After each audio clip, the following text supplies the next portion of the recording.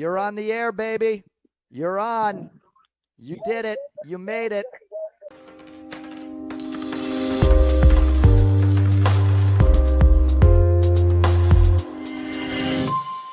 The following show is for mature audiences only. Watch the tape, and when you see the tape, you know the tape doesn't lie, and there's just the tape doesn't lie.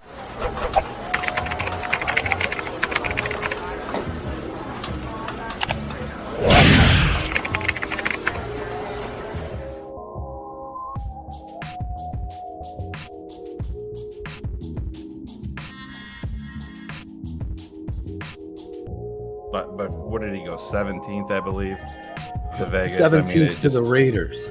Add up another one to, Mayock and Gruden there. He's got the talent, but man, he's got to be.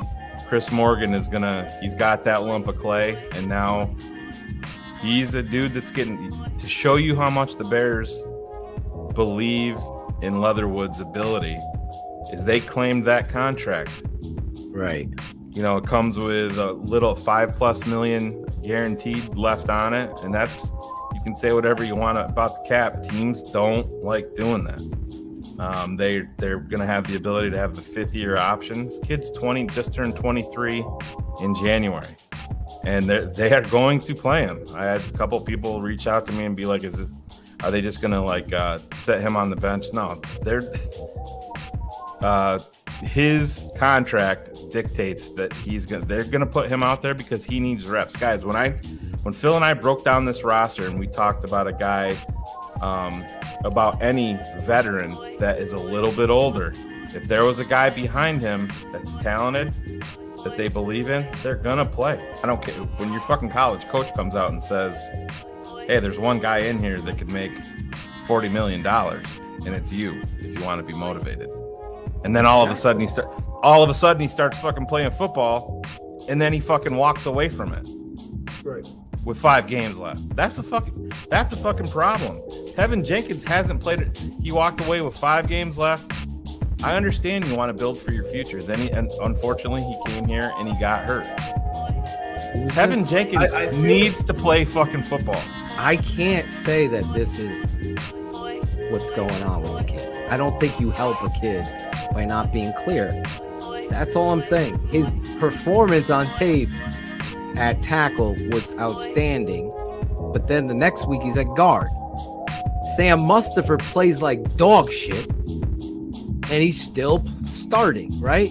So I'm seeing mixed messages on the game as well as these things of accountability on the offensive line alone. That's it. Everywhere else I see things happening, but this offensive line is a weird situation, and this is the weirdest. They've lacked on that forever. Maybe they lacked on helping Adam these kids. Adam Johns had a whole it's the social media team. It has nothing to do with the coaches. Listen, all I want to see is this guy being handled appropriately. I've seen too many situations with the Bears letting these kind of talents falter. We have to sit here and defend a David Montgomery, for God's sake. That to me is unconstitutional when it comes to football. But I'll lay my analysis of offensive linemen against anybody. Whoever's in the chat, I'll take on anybody with the offensive line, and I'll show you. There's no way that this kid, I'll bet my entire life savings he could be a tremendous left tackle. Now, maybe that's a couple years down the line. Yeah, we don't know. That's what I'm saying. But this team are asking him to play right guard, and he's got to buy into that. And I felt like in that interview he is, but he has some vulnerable truth that he would love to be a tackle.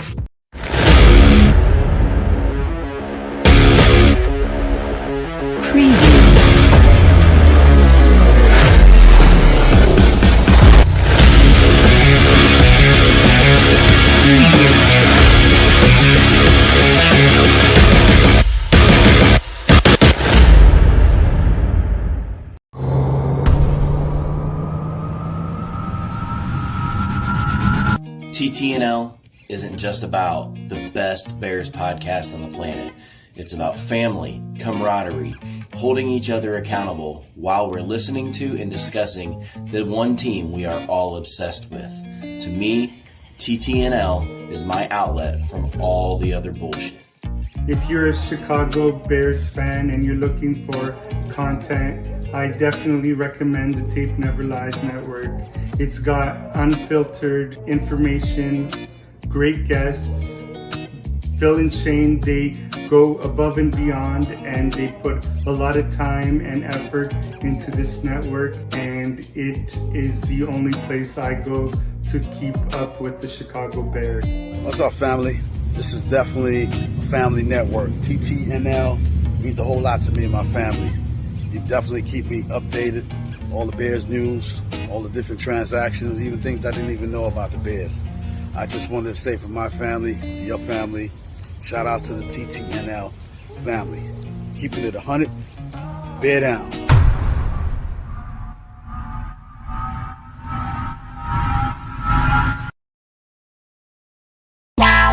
Draft Dr. Phil and the smartest man. Keeping it 100. Here we go. Trading up 100. Yes! What? Oh my Here God. it is! They're just reporting. The tape never lies. The people drop off, but we still keep rocking. You'll never know how good your football team's going to be until you play with maximum effort.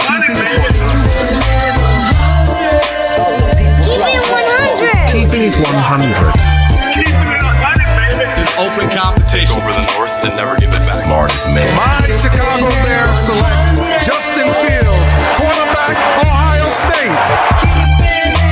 Guess who's back? The two dudes that kept it real. Dynamic duo that you love, the smartest man at Dr. Phil. Breaking down the film, never a problem, kick it straight. Most shows focus on stats, we focus on the tape. We keeping it 100, never running east to west. We coming with that truth, cause that's what our fans expect. Cut off the freaking anchor, forward to be free. But don't you worry, Shane's got the dumbest tweets. It ain't no secret, Phil and Shane got some haters. But now they're all stuck like the Jew and now and laters. Debaters, frauds get kicked like Coach Tabor. Cuts had to be made, we added a barber moderator. Up and down, boys got you double checking. Sad sack scrolling like a fool, drunk texting. Flexing on the truth cause you know they never change. Real, recognize real, that's what you get with Phil and Shane. What we do when we're breaking down the Bears. Fuck a play or a captain, all of the unchair. The tape never lies, the truth, you see. We laugh, we analyze, so there's no babies like Maybelline. Straight to the truth with acumen and facts. We got a sad nerd, but he's not just giving nerd stats. Car crash, big impact like Trick Sack. Every Wednesday night you got the smartest man and Phil back. Now we know you're smiling like a fat kid with fun dip. We're back better than ever and we keeping it 100. Keeping it 100. Draft Dr. Phil and the smartest man. Justin Fields gets outside the pocket, puts that ball perfectly where only Mooney can get it. 1 Keeping it 100. 2 feet. Draft Dr. Phil and the smartest man. Keeping it 100, baby. Keeping it 100. Draft Dr. Phil and the smartest man. Keeping it 100, baby. Keep it 100. Keeping it 100. Tape never lies. Yeah, exactly.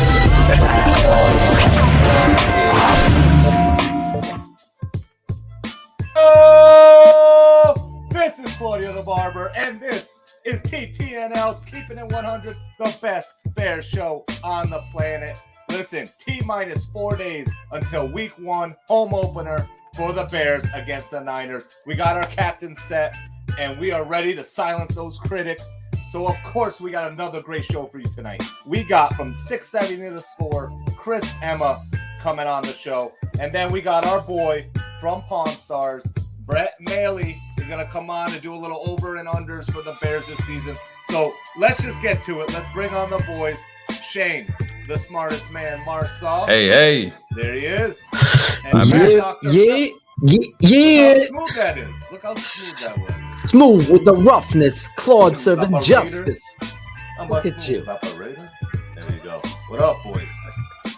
Claudio the That time- Barber. That time of year.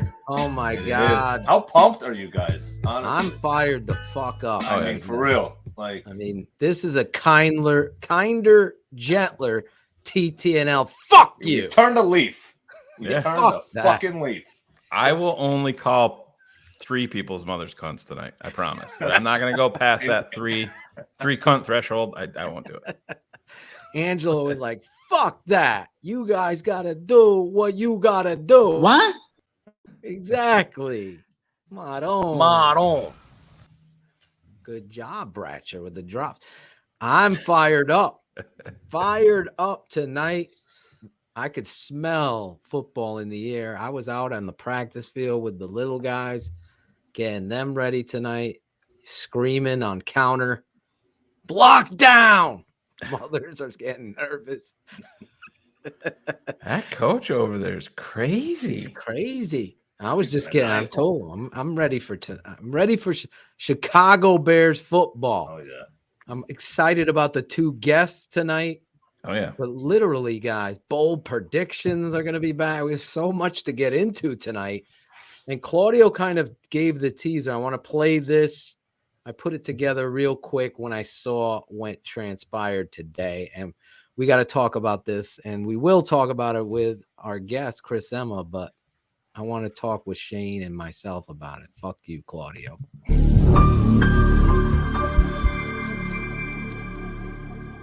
Okay, so the first guy is in numerical order. Here we go. Boom, Justin Fields.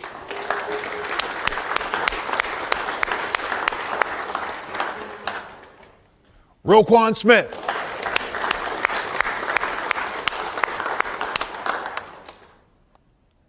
Cody Whitehair.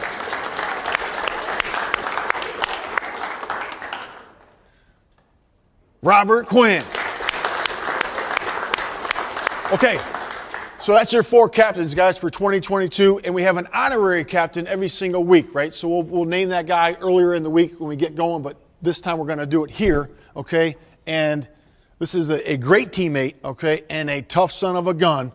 For our first game for the 49ers, honorary captain is David Montgomery.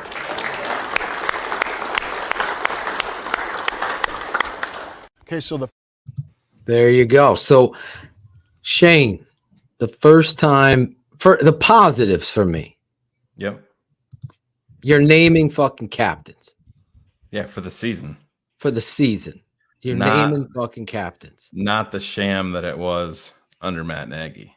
Matt Nagy or any Bruce coach. Irvin's been here for 5 days. We're heading to the Pacific Northwest. Bruce, lead us. I'm the captain now. I've been here for 7 hours. Who's your captain now? Yeah, this is a big step for me, obviously.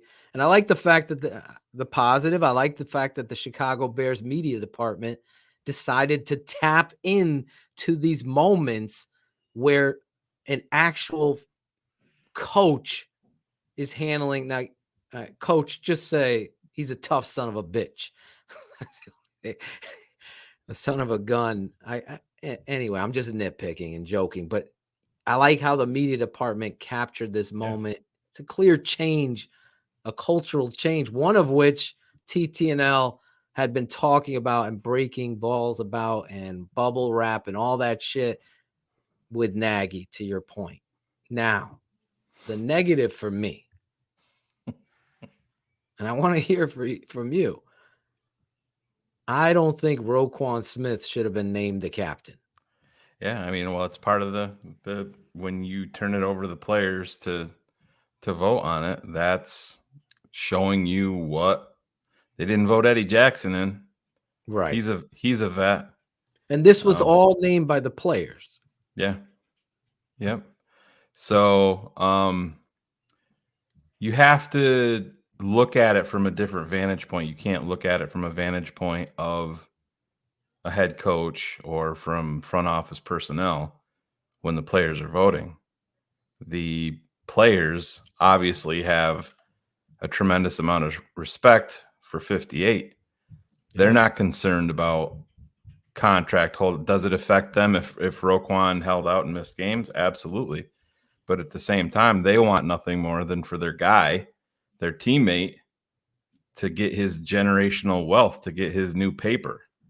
So they understand the business aspect of it. I think what is critically important is that the players spoke on it. Now, to me, it's an issue, more of an issue, if the players didn't vote Roquan a captain. That's true. How you're moving forward with a guy that doesn't have the backing of the franchise, and then you're going to go out and hand market-setting money to this guy, and your own players on your roster didn't vote him as captain. You know, we saw what unfolded today in San Francisco. They've had 7 captains the past 2 or 3 seasons in a row under Kyle Shanahan. Trey Lance was a vote in 7th place after the voting for captains. Kyle Shanahan came out and said, we're not going to have 7 captains this year. So he essentially omitted his starting quarterback. Now, Phil, you've been around football enough, way more than me.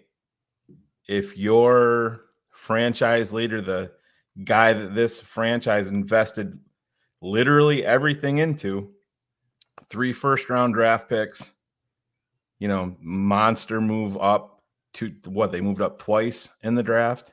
Yes. And he's not a captain on your team? That says a lot. It's a red flag to me. Oh, yeah.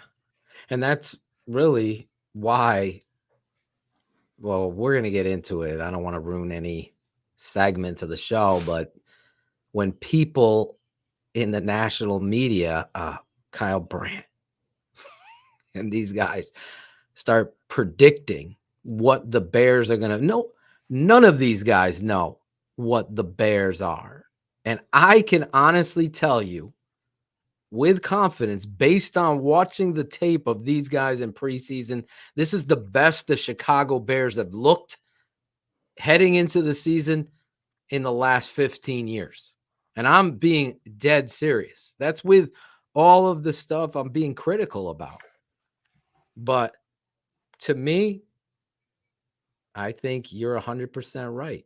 And I'm personally, I want my coaches to pick the captains, with the players picking one captain. And then I surround that captain with guys I know that are buying in. Well, that's me. But this I don't know the logistics of the honorary captain situation. Yeah, either. that has to be the coaches. That very well could be the coaches. And I mean, that to me, that's my captain right there. That to me says, Monty, you're going to be the honorary captain because you're going to be dragging your fucking tongue coming off the field when the game's over. So we're just going to give you some dabs right now. But no, I didn't have any problem with the way that it played out. And initially I didn't have Cody Whitehair on mine, but it speaks to the players. And I don't think that they just went through and said, Cody's been here, you know, a long time, so we're going to do that, because you see a guy like Eddie Jackson's been here for a minute. You know what I mean? And that, so it speaks to it. Robert Quinn, yeah, he's a consummate pro. He's not loud and boisterous, but he gets his point across. He shows up. There was that video. Did you see? Which one? When Robert's like, no, we're taking the pictures first. Oh, yeah. Did you see that? Yeah, I think Robert Quinn, and I said this from jump, so I'll pat myself on the back. Robert Quinn would buy into this because that's how he plays. Mm-hmm. That's how he plays, and his expectation is he loves the game of football. The goal of the Chicago Bears is to find, and Ryan Poles is to find guys that love the game of football. So where have the Bears failed? The Mike Haynes of the world, the Kevin Whites of the world, and we can go down, Cade McNown, all of these guys. Did they love this fucking game? Eddie Goldman. Great point. We can go down the list. This is the job of the GM and the coach. Now, I'm just telling you, this football team is going to surprise a lot of fucking people. That's why David Kaplan will probably be buying us dinner when we come for the Detroit Lions, Chicago Bears tailgate with you, the fans. So yes, TTNL will be there in Chicago. Lions versus Bears. We're going to have a party the night before the game, and we're going to have a tailgate party that Chris Zorich is helping set up, where we're going to be located logistics-wise. Nice. So bunch of people, if you want to help TTNL out, there's some season ticket holders that know all these tricks, gimmicks and tricks like Matt Nagy's playbook. Fine, let us know. But yes, huge step. And everybody was laughing at us, Shane, when we said accountability. Yeah. A maniacal head coach needs to be brought in, and this guy's coming in doing that.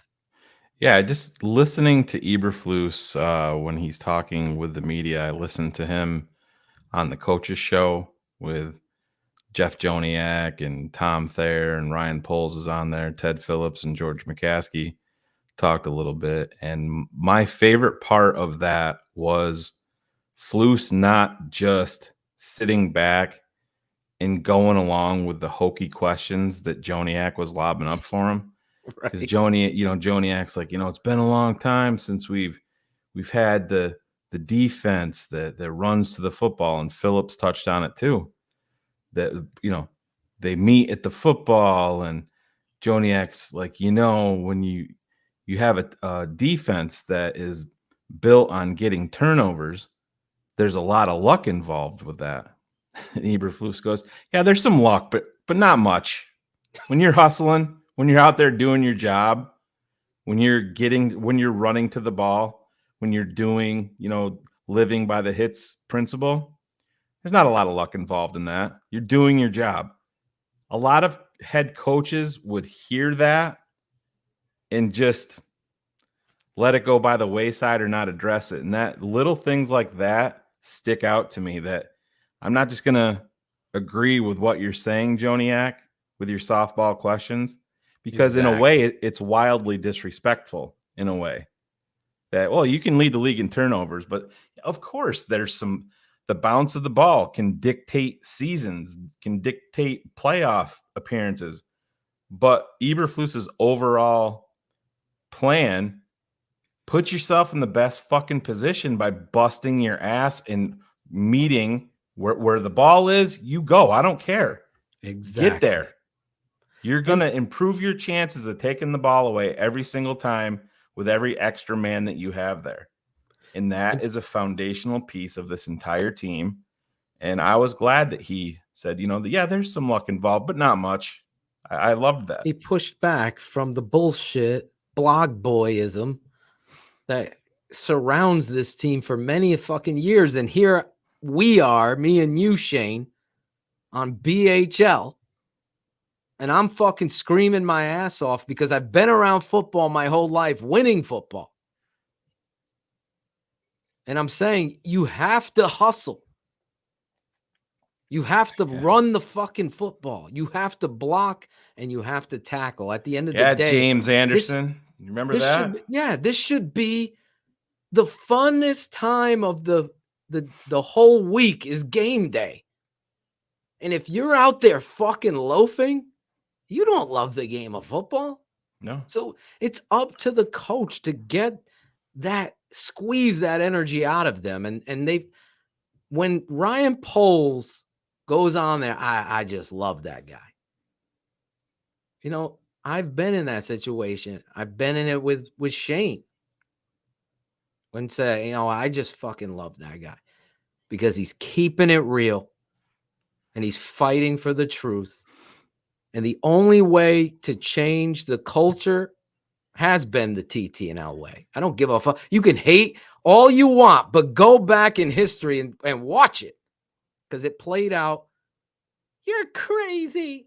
Yeah, you remember. And we will go there. You remember when this regime change took place, and I think it was Alex Acevedo that said it in the chat a little bit earlier, was when the hits philosophy came up, I don't want to say every media member, but most of them laughed. This is hokey. These players, you got to give them something to get inspired by. These guys, this isn't Pee Wee League football. No, but little shit like that matters. And if you don't think that it matters, you haven't been watching since these guys got here, because not only can you see it on TV, you feel it when these guys are talking. And finally now the media is starting to buy in. You know, they still don't believe in the Bears, but when they're talking about their culture, when they're talking about their identity, we waited 4 years for something like that.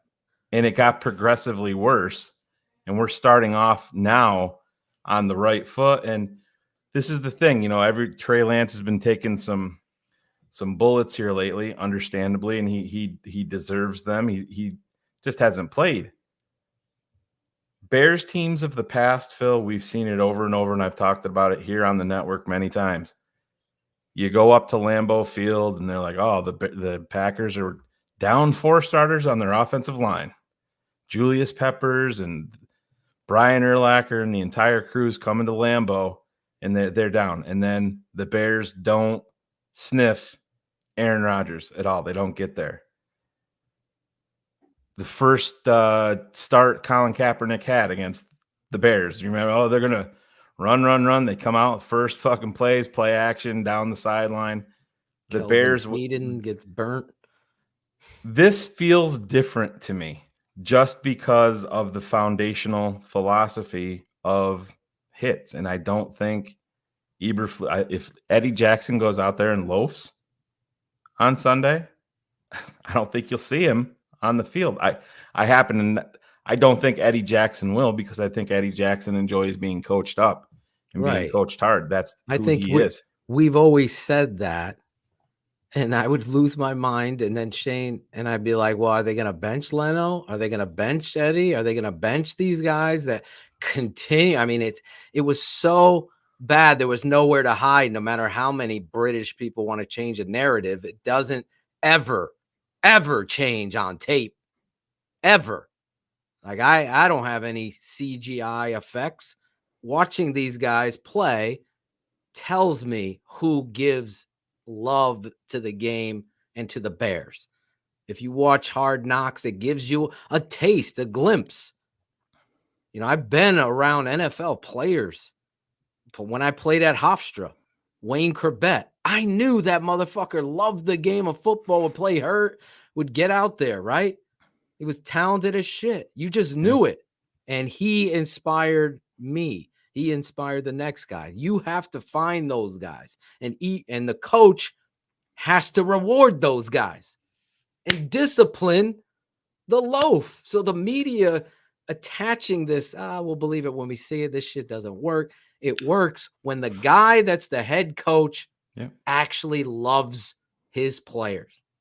And it's got to be it's got to be real. It's got to be reinforced every practice, Phil. It's got to be reinforced in the classroom. It's got to be reinforced at halftime with your halftime adjustments. And you know, you can say that stuff doesn't matter. Going back to the Seattle game, I believe it was, when he's like, you know, if we do what we're supposed to do, I don't care if it's preseason. When we put the helmets on and we hit the field, we hit that field to win. I don't care if it's just preseason. I love that mentality, you know, and it especially when right there. This is him talking when he's first there. We play with maximum effort every play, fast and physical. Every rep, every rep. Yeah, we break down every rep. Yeah, this stuff is going to, and when you're in shape, and if you're a new listener, you missed my father talking about this, but it's the truth. If you hold the player accountable and you make them run or do it again, do it full speed every time, then when it gets to game time, you are in such physical condition that no matter what anybody in the media or anybody on another team or where you think this kid from North Dakota State and Southern Utah, wherever they are from, if they're in physical condition and they are playing fundamentally sound, you are going to win and beat people, because there's a lot of shoe salesmen in this league. There's a lot of hype. Fantasy football becomes this priority over the reality of the culture of the game. And I think Eberflus has taken that needle and stuck it into his wrist and is giving IVs to these Chicago Bears to understand the culture that he's trying to build here. This is what's in the blood, guys. If it's in you, you're going to win. And I could see those players believing because he's a great teacher. He's a great teacher. We had several mic drops, and I know our guest is here, but I want to make this one last point, and we'll talk to him about it. We had several mic drops for me and Shane waiting, again, just words. But the first one after Flus was hired and Pohl said, I chose him, that was a mic drop. But the next one was when Eberflus was asked, so you're a defensive guy. Are you going to call the defense? And he's like, no, I'm going to be the head coach. And mic drop. And then when you look at the tape, he says, the tape tells the truth of who we are. The tape never lies. Yeah, you look at the tape. So as a coach, your resume is the tape. That's just the way it is. You want to know how I coach football? Look at the tape. You want to. Thank you. Great job. Got to get him a T-shirt. Great job, producers. Speaking of T-shirts, we got to get this guy the T-shirt Acevedo out there. I don't know what's going on. We got to get him his TTNL swag for my guy. I'm super excited about this guy on the cusp of 2022 Chicago Bears football. What is it going to be? What has he seen out there from 670 The Score? Let's introduce him our way, Shane. He's Chris Emma. Bears fans, we all know how difficult it is to root for this team each and every year, and almost knowing the outcome before the first snap in every season. This guy is here to help with that. Some may know him as a reporter for 670 The Score and 670thescore.com. And some may know him as the guy who asked Robert Quinn what kind of dog he has. Sorry, Chris. Hogan Johns asked us to put that in there. Bears fans, TTNL fans, stand up and let's kick off our off-season coverage the right way. Give it up for Chris Emma.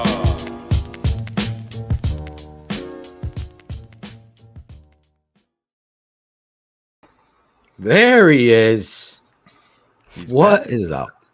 Man, I want to run through a wall after that. I love the intro every time. Phil, Shane, great to be with you. I tell you what, I was telling colleagues in the media room today I was doing this, and a bunch of people send their regards. We love you guys, so thanks for having me. The hits philosophy's passing on to the media, Chris, right? That's right. Yeah. I'm excited about you, and thank you, Chris, for that truth and kind words.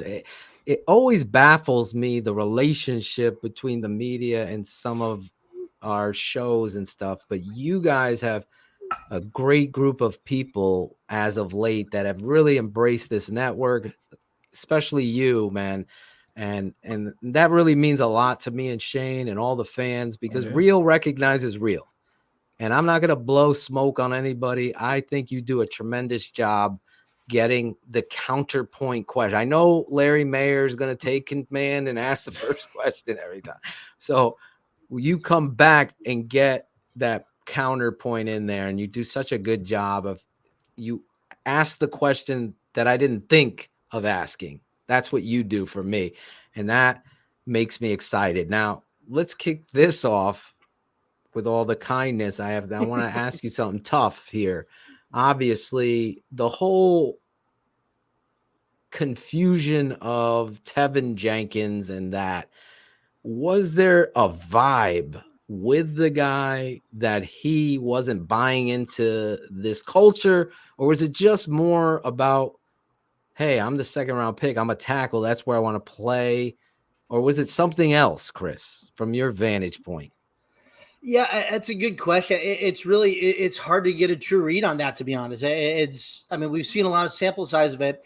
It struck me back in, I think it was early June, when Tevin Jenkins, is the guy who was the incumbent starter and the second round pick from the year before, was bumped aside for a 5th round rookie and Braxton Jones. I mean, you usually don't see a rookie stepping in to a starting role, whether it's a 1st round pick or a 5th round pick, until training camp. Like, midway through training camp, when you get the pads on, it said a lot both about how they felt about Braxton Jones and obviously how they felt about Tevin Jenkins. They haven't said it. I'm curious if he was in the right conditioning. We've seen him, my observation, I might be completely reaching on this, but I've seen him a lot of times, kind of down on a knee, you catching his breath, and just the telltale signs. I've not been there for the conditioning test, so I'm speculating. It might be recklessly speculating, but clearly there was something that was amiss between what Tevin Jenkins arrived at and what the Bears were seeking from him. To his credit now, after everything he went through between the injury early in training camp, the trade rumors that were out there, speculation of whether he would even be on the 53 to start the season. Look, he battled back. He came out in practice. He looked really impressive, stepped into the preseason games looking for a role. He was like noticeable. I mean, you kept seeing him every time out there. And he earned his place. Like, he earned his way to consideration. Now, you got to reconsider here once you get Lucas Patrick back, right? I mean, he's got that big cast on now. He's got to talk to Lucas Patrick today. I mean, to put it, like, it's a huge cast. And the snapping angle for your hand is set. I don't know if he can snap with that. I was at practice today. I was looking at that. I didn't see him snap a ball. I saw him, like, going through the motion. He was asked today, can you snap with that? He said, that's a great question, and kind of deadpan, and that was it. You can't have a center who can't snap. Like, that's a snapping hand. He's sliding to right guard if he cannot snap. And I don't know if he can or not. I wasn't privy to all practice today. But the other thing, too, guys, is Sam Mustipher has really built the confidence of this staff. And I know he struggled over 17 starts last year, and he hasn't exactly earned the confidence of this fan base, but he's earned the confidence of this regime, and it's a regime that's been quick to push aside guys that they inherited. So it's noteworthy.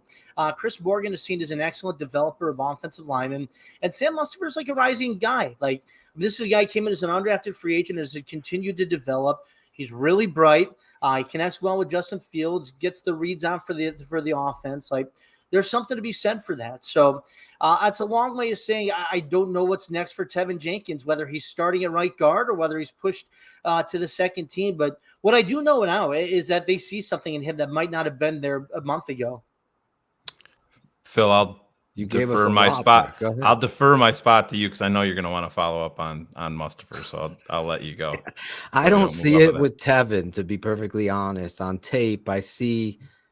I do see improvement. I mean, Mustipher.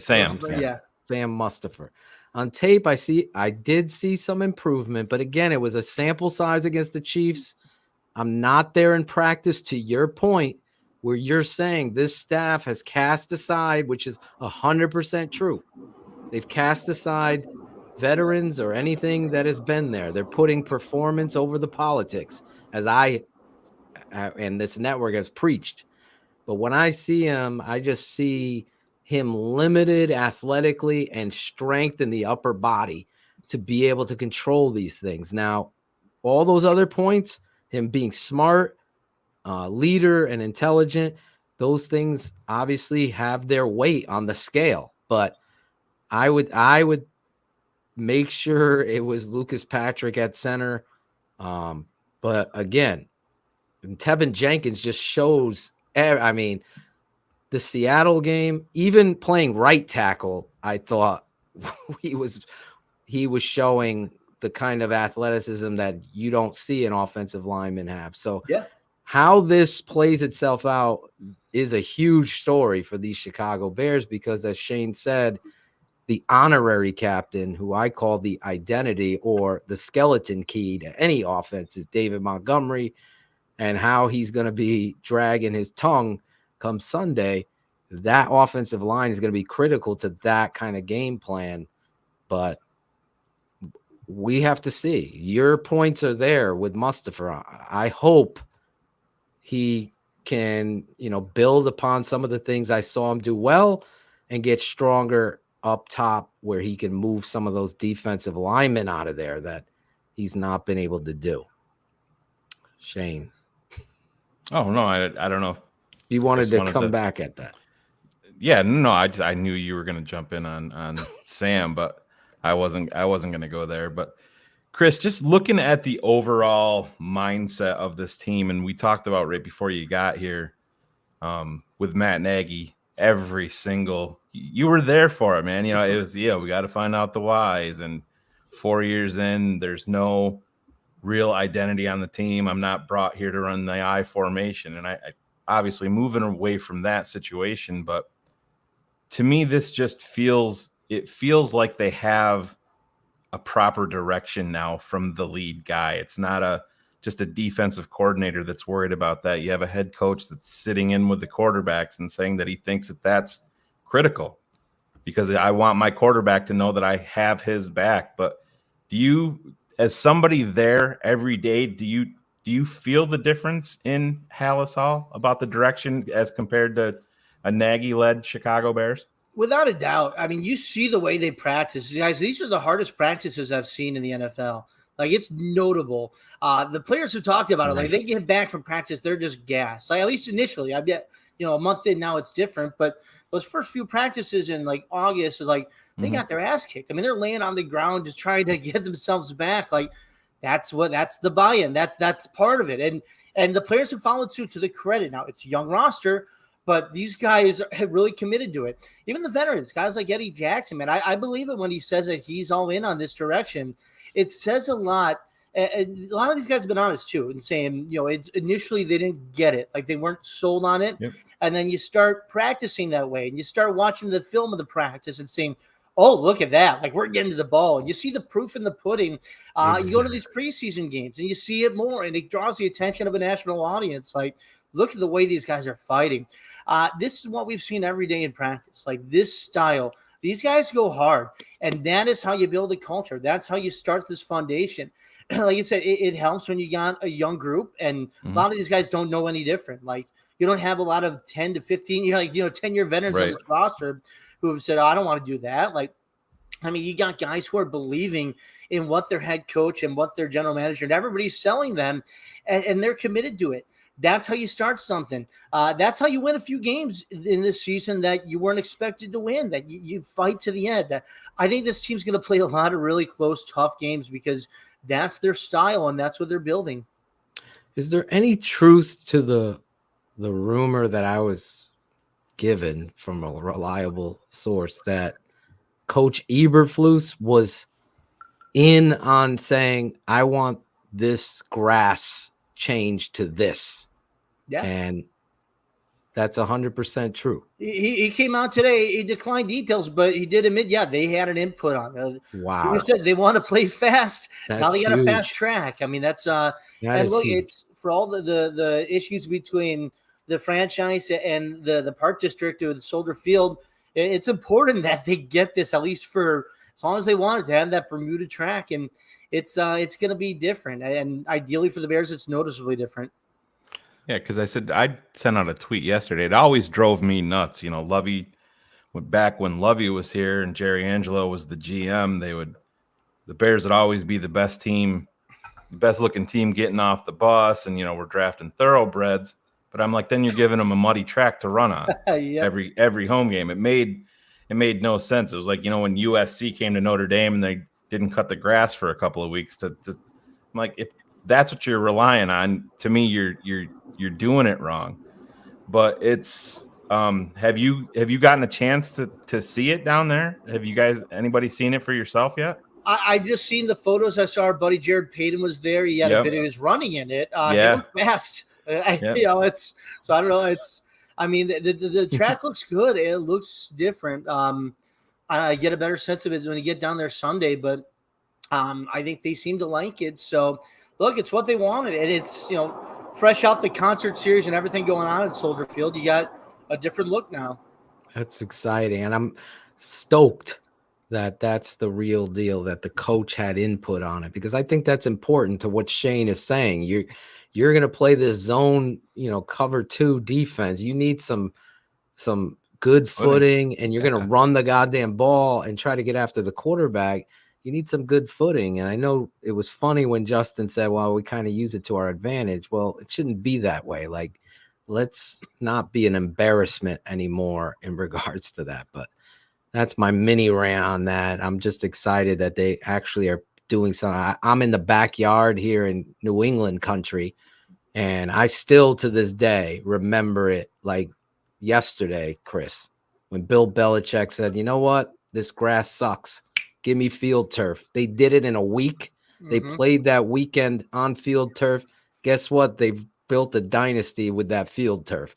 So I don't want to hear any of this grass. I want to win championships, not win history, tradition. Well, you want your home field to be an advantage too, right? Exactly. I mean, that's what it is. It's catering your. It's like, I don't know if you're how much of a baseball guy you're, but with the Orioles, like they moved their outfield wall and left field like 20 or 30 feet back because Aaron Judge kept hitting the damn ball over that wall. Like they wanted it different. So they said, this is our home field. We're taking advantage of that. And he keeps hitting Warner track flies or off the wall. Not he's hit a lot of homers too, but he's had a couple, Rob, because of that wall. So listen, it has been a joke in these parts because Shane and I are out of state, obviously, but we would see them throwing the chips down and spray painting the goddamn grass green.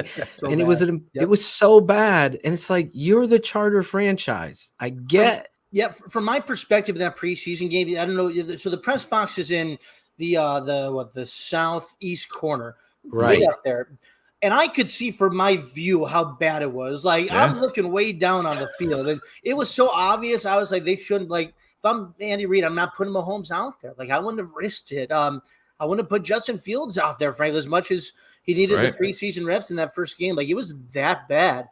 And I'm not down on the field. Those guys are down on the field. Like, what is this? I mean, so yeah, it's important. And the group that did the grass, become a grass expert today, guys. It's been pretty fun. But that same group did the Ravens field, the Eagles, and the Commanders. So I don't know if it was the Bermuda grass for that, but they took care of that. And you know, I don't just I can envision the Ravens field in my head. It looks pretty good, like that playing surface. Yeah, they have it in Kansas City, I believe. I mean, right? Doesn't Kansas City play on that? I don't know for sure. I'm just talking about the specific company that did it. Like it's a Carolina group, and they brought him in and fixed this thing. You know, they needed it. That's great. No, I'm excited to see what it looks like for sure. Because I said it's been way too long. Like this is game one, and it just to your point, Chris. I can remember back. Everybody in my family happens to be a Philadelphia Eagles fan. I can remember when Billick was the coach. They had a preseason game in Philly. And they had him mic'd up. He walked on the field, and Andy Reid was out there. And he's like, "We're not fucking playing on this." Yeah. They canceled the game. He goes, "I'm not putting my players out there." The great Wendell Davis. You remember what happened to him in Philly? Both knees. Tore both knees, Chris. Yeah. That field was so bad. My uncle coached in Philly, and he was like, Vi Sikahema was his punt returner. He was like, this field is so shitty. You can't even imagine. It's like McDonald's. You remember McDonald's play park when you were a kid? I don't know if they had slides and the slides with the turf that's like literally maybe a half, not even a half, maybe 2 centimeters thick. That and it's just cement underneath it. So you just burn. Anyway, I got to ask you this. No one's really talked about this. Now, Roquan will linebacker, but number 53, they bring over from the Raiders, backyard, Illinois. We know his story, kind of undrafted. What has Nick Marrow shown you so far in regards to how he's handled himself and what you see of him? I guess I could start by kind of what he said. I got to talk to him for a bit today, and man, he's a guy who he gets this identity. Like we were talking about what Eberflus is trying to establish, and he said he first recognized what the hits principle and what Eberflus could be for him. He watched film of Eberflus defenses. I think it was before his sign, and he said like he wanted to get a sense for it, and it popped like on tape. Like man, these guys know what they're doing. This is what I want to be a part of, and. Is that a lot of these guys, incumbent players like Jaylon Johnson, Eddie Jackson, had to kind of figure it out. They were under contract; they didn't have a choice. Marrow had a choice, and I don't think he was a extremely hot commodity on the open market, but he was certainly coveted by this team, and he gave it a look. He felt really strongly about what Eberflus could bring, and he saw his fit in that defense. I'm sure what he saw too is what we've seen throughout the course of training camp in the offseason is how he can fit alongside Roquan Smith and what a player like that can do for him and what this scheme can do for him. He's fresh. He had last year off. He was recovering from the injury, and he feels really good. He seems like he just seems like he gets what they want to do. Like he knows this role, and he's a veteran. He's still a young guy in this league, but he's somebody who's got that savvy that can work with this group. And they like their linebackers a lot, man. I mean, Joe Thomas is somebody that's made an impression on them. Matt Adams as well, who's got the Eberflus experience. Like they really like this group. It's why he kept hearing when Roquan was in his contract holding that they felt strongly about that group. Like they meant it. And it's not just what they can do as individuals, but how they can fit the scheme. Adams has been the most impressive guy, in my opinion, just from preseason. Yep. Adams has been the guy that has impressed me the most out of all the linebackers. Now, is Roquan in your mind? Sorry, Shane, because your phone messed up. Is Roquan ready and in shape for this season in your mind, looking at him? I know his talent and I know what he is, but is he in the condition that Flus and them are expecting? We haven't got enough of a look at it, but because he came back with I think the last couple practices they had open to us where we could see everything. Obviously, limited role in the preseason, but I mean, I wouldn't worry about him missing too much of a beat. I mean, we had the example in his rookie season when he missed most of the training camp, came out there game one and just lit it up. Like, I think I would expect that. I mean, he knows it's a contract year. Like, it's not like he was sitting there just hanging out when he was in his holding. He was doing work with the team. He was at the facility. He was, doing everything he needed in the meeting room.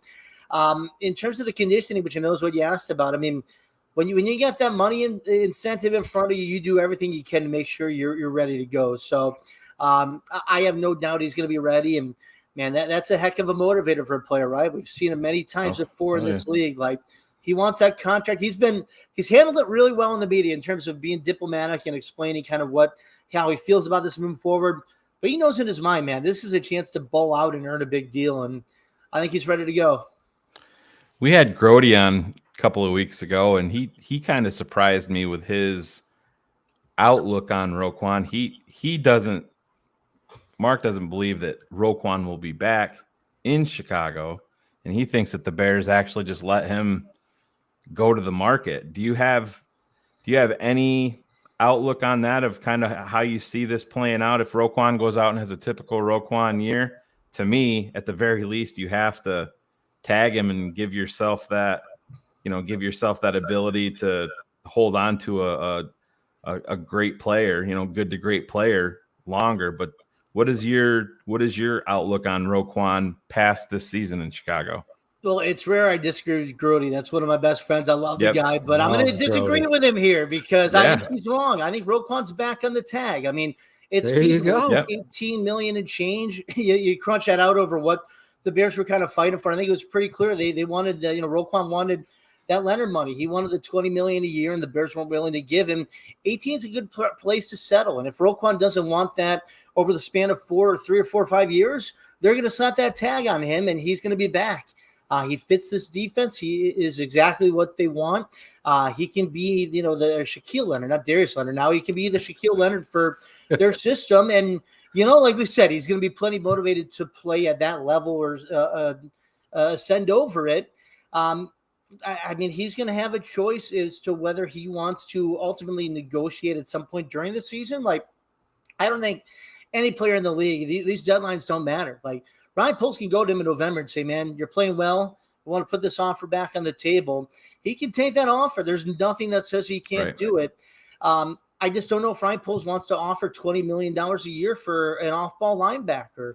Not when you got a quarterback. Ideally, in a perfect world, you're signing Justin Fields to that big money deal in the next couple of years. You got needs still developing the receiving group alongside Mooney, who, by the way, you're going to pay Mooney. You got to fill some of these roles on defense. You got some guys ideally you want to pay there. Ryan Poles has a clean slate with this cap now after his work he did this offseason. He's not going to blow it all on one guy and an off-ball linebacker because he wants that demand. Like, they're going to be happy to use the business assets at their disposal. And right now, the best one for them moving forward, if he earns it, if he plays at that level, is you give him that tag. If Justin Fields plays the way that we have seen in his last showcase, then the how much million? 50? What do they have? 150 million in cap next year? What is it? The number 123 or something like that. I believe it's right around there. Yeah. 124 million, a first round pick, and pieces of a puzzle together. That's how important Justin Fields is come opening day in this football season. He's been named the captain by his peers. Yep. You're out there. What has been the difference for you in watching this kid under a shoe salesman and Nagy versus what Luke Getsy and Eberflus are doing with him now? It's scheme and structure. Like, it's that. It's as simple as that. It's what Justin Fields didn't have last year. It's what Mitch Trubisky didn't have for much of his time in Chicago. Like, having the support of your coaching staff. And it's not just an I got your back, man. It's I'm going to build this offense for you. Like, you're an athletic quarterback. I want to get you on the move. I want these play actions. I want to build a running game around you. I want to have a plan. Like, Matt Nagy didn't have that plan, and Luke Getsy does. He's building this offense for his quarterback. And I keep getting asked, like, about Justin Fields, what's going to happen this year? And I keep coming back to that. Like, that is the biggest difference this year, is having structure around your quarterback, having a coach who believes in you, and Luke Getsy certainly does, and a coach who wants to build an offense that really caters to his skill sets. And I mean, that's the Bears' best chance. And if Justin Fields stays healthy, which it can be hard for a guy who's on the move and taking these hits to stay healthy, but knock on wood, he does. And these receivers, the way that Ryan Poles believes in these guys, even beyond Mooney, just these other guys on the roster, if everything kind of clicks into place the way they want, what you want is, if you're Ryan Poles and if you're Matt Eberflus and Luke Getsy, and if you're a Bears fan just in general, you're going to get clarity. And if Justin Fields is the guy, and ideally, in a perfect world, you come out of this season, regardless of what the win-loss record is, saying that's our quarterback long-term. And if you're the Bears, that's what you want right now. But, the next best option is if he doesn't rise to the occasion, you can say, all right, maybe he's not our guy. Like, you have the reality. You know what you have at quarterback, rather than having it be an enigma and wondering what you're going to do with that player. So obviously, like I said, health willing, that you need that first and foremost for Justin Fields, but you'd like to see come out of the season believing that he's your guy. Chris, we've had a bunch of different beat reporters that you work with every day on here, and I've asked them all the same question: is how have things changed for you with this new Poles and Eberflus regime, kind of like behind the scenes? We've heard horror stories about, when it's 90 degrees and they have the heat on in the press box, or vice versa, and they have the AC on in the wintertime, and just little things like that. How have things changed for you with the new leadership in place? Well, don't get me started on the press box, man. I mean, when it's whatever the opposite of heat or air you need, it's that. That's a Soldier Field thing, man. I can't wait for that Arlington Stadium. That's another conversation. But in terms of working with these guys, man, I've enjoyed them.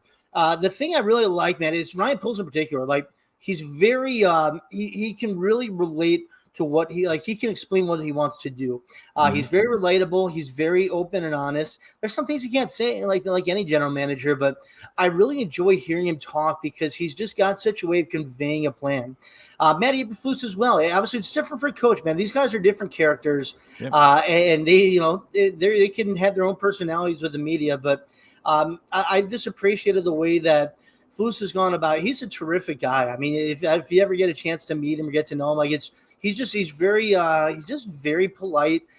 He's got this really kind of gentle presence to him for a guy who wants to build like this kind of kick-ass culture for his players. And I was even talking to some of the players, like, what's he like? And in terms of personality, and he doesn't have like the ride your ass kind of coach style to him. Like, he's just got a very easygoing way about him, and he can turn it up like that. That's what you need in a coach, is the ability to, ask how a guy's family is, know his kid's name, and then also be yelling at him because he was had a loaf out there. But I've enjoyed kind of working with these guys so far, and it's let's be honest, guys. The end of the Nagy Pace thing was tough in terms of just the dysfunction, and the fan base was so done with this thing. Like, from the media perspective, it was a welcome change to have the different perspective and have the clean slate of everything for this organization, where I think the fan base feels pretty good. Like, it might take some lumps this year, but that's part of having a plan like this. And no matter what happens this season, you can feel ideally there's enough continuity where you say this team's going somewhere. And I know from our perspective, having a head coach and GM who they seem very convicted in what they want to do, and I've enjoyed hearing their perspective. I like the fact that you bring these things up because they're true. Number one, you got to be maniacal as a head coach, but you also have to have love in your heart. And I feel like that expectation is, I don't want to let coach down. Yeah. That's what you're trying. That's what I believe Eberflus and the culture is doing. And the GM is a part of that when he says, I love this guy. And to go on, I want you to talk about when Ryan Poles says, I forget who, it might have been Hogan Johns that did this interview with him, or it could have been Joniak. I can't remember who got this answer from him. Pardon me. Credit to all of them. But when they talked about Justin Fields getting hit late when he's sliding, and the GM says, I can't stand it. It drives me. That was Hogan Johns. That was? Yeah. That moment to me is such a change of all the BS Hallis Hall has ever given in the past. That tell it like it is attitude being around must excite you as you're now being able to go into the locker room too. Yeah. Talk about that. To your first point, yeah, and I don't know if you got a chance to hear Ryan Poles last week. He mentioned that again, he unsolicited, talking about the Cleveland game when Fields took that shot, and you saw those guys racing to him. But beyond that, you see it too when a running back or a receiver, gets a gain of 7 or 8, wherever they are on the sidelines or wherever they are downfield. If you watch it, you see 5 linemen running to them, pick them up, get them off the ground, pat on the back to the huddle. You'll see that every play. That comes from Ryan Poles. That is something that Ryan Poles believes in, and it's part of the culture that they want to bring. It's part of the hits principle too. Like, that's not all defense, even though it's a lot of defensive ideals. It's something that's about team wide. That's what Sam Musterford talked about, right, with the loafs. I mean, he said he felt almost ashamed that he was seen on tape where he wasn't running to pick up Kmet after a catch, like in a preseason game. I mean, it says a lot about what they want to do. And yeah, so now we got open locker room again. And look, I know a lot of fans don't care about what access reporters get. I know a lot of reporters like to go out on Twitter and complain about things. I try not to be one of those guys, but the reality is, from my perspective, and I hope fans see it too, it's really important to have that open locker room back. And the ability to conduct one-on-ones, to go up to guys. There's a lot more details to it as well in terms of relationship building and having the accountability back and forth, where a player can hold a reporter accountable if they say something wrong, and that whole deal. But just from purely a reporting standpoint, the ability to ask, I did, 3 or 4 different one-on-ones today, and for a story I'm doing, which is a lot of what we talked about Eberflus's culture and establishing this. I'll write about it for my Friday column on 670thescore.com. Like, just the way that he's clicked with players, and a lot of the stuff of what I was saying, where he's a guy who's going to, he knows players' kids' names and their wives' names. He really, truly wants to build these relationships. Same with the reporters. He wants to know reporters' names. Like, he's that kind of guy who wants to get to know people and understand what makes them click. And that's part of why you're able to get the buy-in from players, is because they feel this is a real person. He cares about me, and he wants me to get better. If it's just a coach, we saw a perfect example last year, Urban Meyer. He wanted to come in, he wanted to establish a culture, and he had no compassion and no relatability to his guys. They checked out on that thing so fast, and he was done 15 games or whatever. Like, that's the wrong way to do it. You can't say this is my way or the highway, GTFO otherwise. Like, I mean, players want to have that kind of connection with their guys, with their coaches, and it creates something that ideally can set that foundation. We had Courtney Cronin on here, and we were talking to her about, obviously everything going on. And I brought up to her, I said, Courtney, you have a huge contingency of guys doing podcasts like we are, video podcasts, and fans, and we're watching you guys in these pressers, and we can't hear any of you guys. And it drove us nuts. I said, can you say something and get so there can be a mic so we can hear Chris Emma ask his question, so we can hear. And then like the next day we could hear you guys. It was so amazing. Everybody is like, holy shit. I always get crap because I'm usually right under the mic. I like to sit. If not, I'm not a front row guy. So I want to like also be able. We were talking about before. I want to kind of absorb things, and I want to take my notes, and I like the follow up. I like to the rebound questions and following up on things. But I like to sit second row, and I'm typically center, so like right under the microphone above us. I usually get crap because I sound like I'm yelling my question every damn time. Like every time you hear me, it sounds like I'm just like yelling it from the rooftop, and I am loud. I'm probably yelling it to some degree, but it's not quite as loud as I might seem. That's good. The post game pressers are 75% worse. You can't even hear the coach. We're so like, is there a difference in the setup for those? I don't know if they have the big mic overhead in the Soldier Field press conference. Certainly not in road venues. Usually it's like a closet like setup you're stuck in. So that one in Lambeau was like really jammed in there. It might as well be like a broom closet. So I don't know if they have any kind of microphone access there. The one at Soldier Field isn't glamorous either. Like that's just a little aux room. They kind of jam us in. And so, yeah, I can't speak to that. I just know in House Hall, they got the mic overhead. It's usually right above me. I wish they had and last time I showed my age, but the Sally Jesse or Oprah Winfrey mic to give you guys so everybody can hear what the hell you're asking post game. I think those things are important. And I think this guy, if you're just tuning in, we have Chris Emma from The Score, 670 The Score, Chicago's #1 sports radio station. I remember being a kid putting the tinfoil on my radio here in Connecticut at night. Do that in the East Coast so we could listen to it. Yeah, just to hear The Score. And that aged you a lot more than the Oprah Winfrey reference. Yeah, all of that. Sally, Jesse, all of them. But get the mic out there so we can hear the best rebound questionnaire on the beat right here. Yeah. And I'm telling now everybody's going to hear it because I scout the beat writers and Chris, and I'm just saying this because he's here. Chris, I remember the first time we had Chris Shane on the show, we thought maybe Chris was upset. We were scoping him out, and before he came on, I'm like, this dude looks like he's pissed off to be here. He's ready to attack us. Yeah. And through that, we've built this friendship. I actually met. To his Chris credit, though, we were all worn out at that point with Nagy and Pace. That was probably week 16 of a lost season. Right. It was probably that.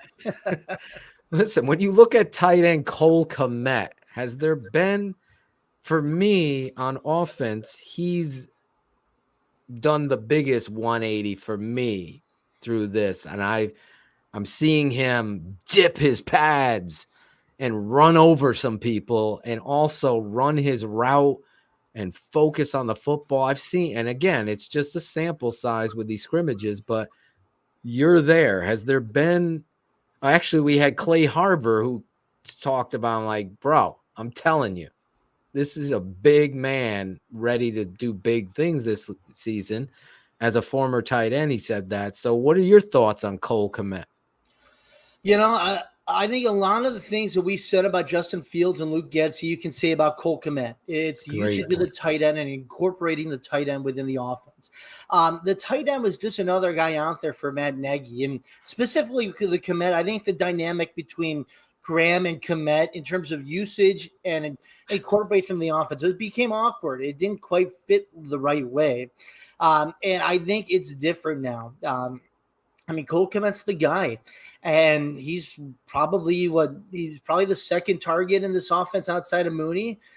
Just having that connection with Justin Fields. That was the other thing, too, is that I don't mean to pile on Matt Nagy. Everybody can do it. It's too easy at this point. But like a year ago right now, September 7th, like Fields was the second string quarterback. He was working with the scout team offense.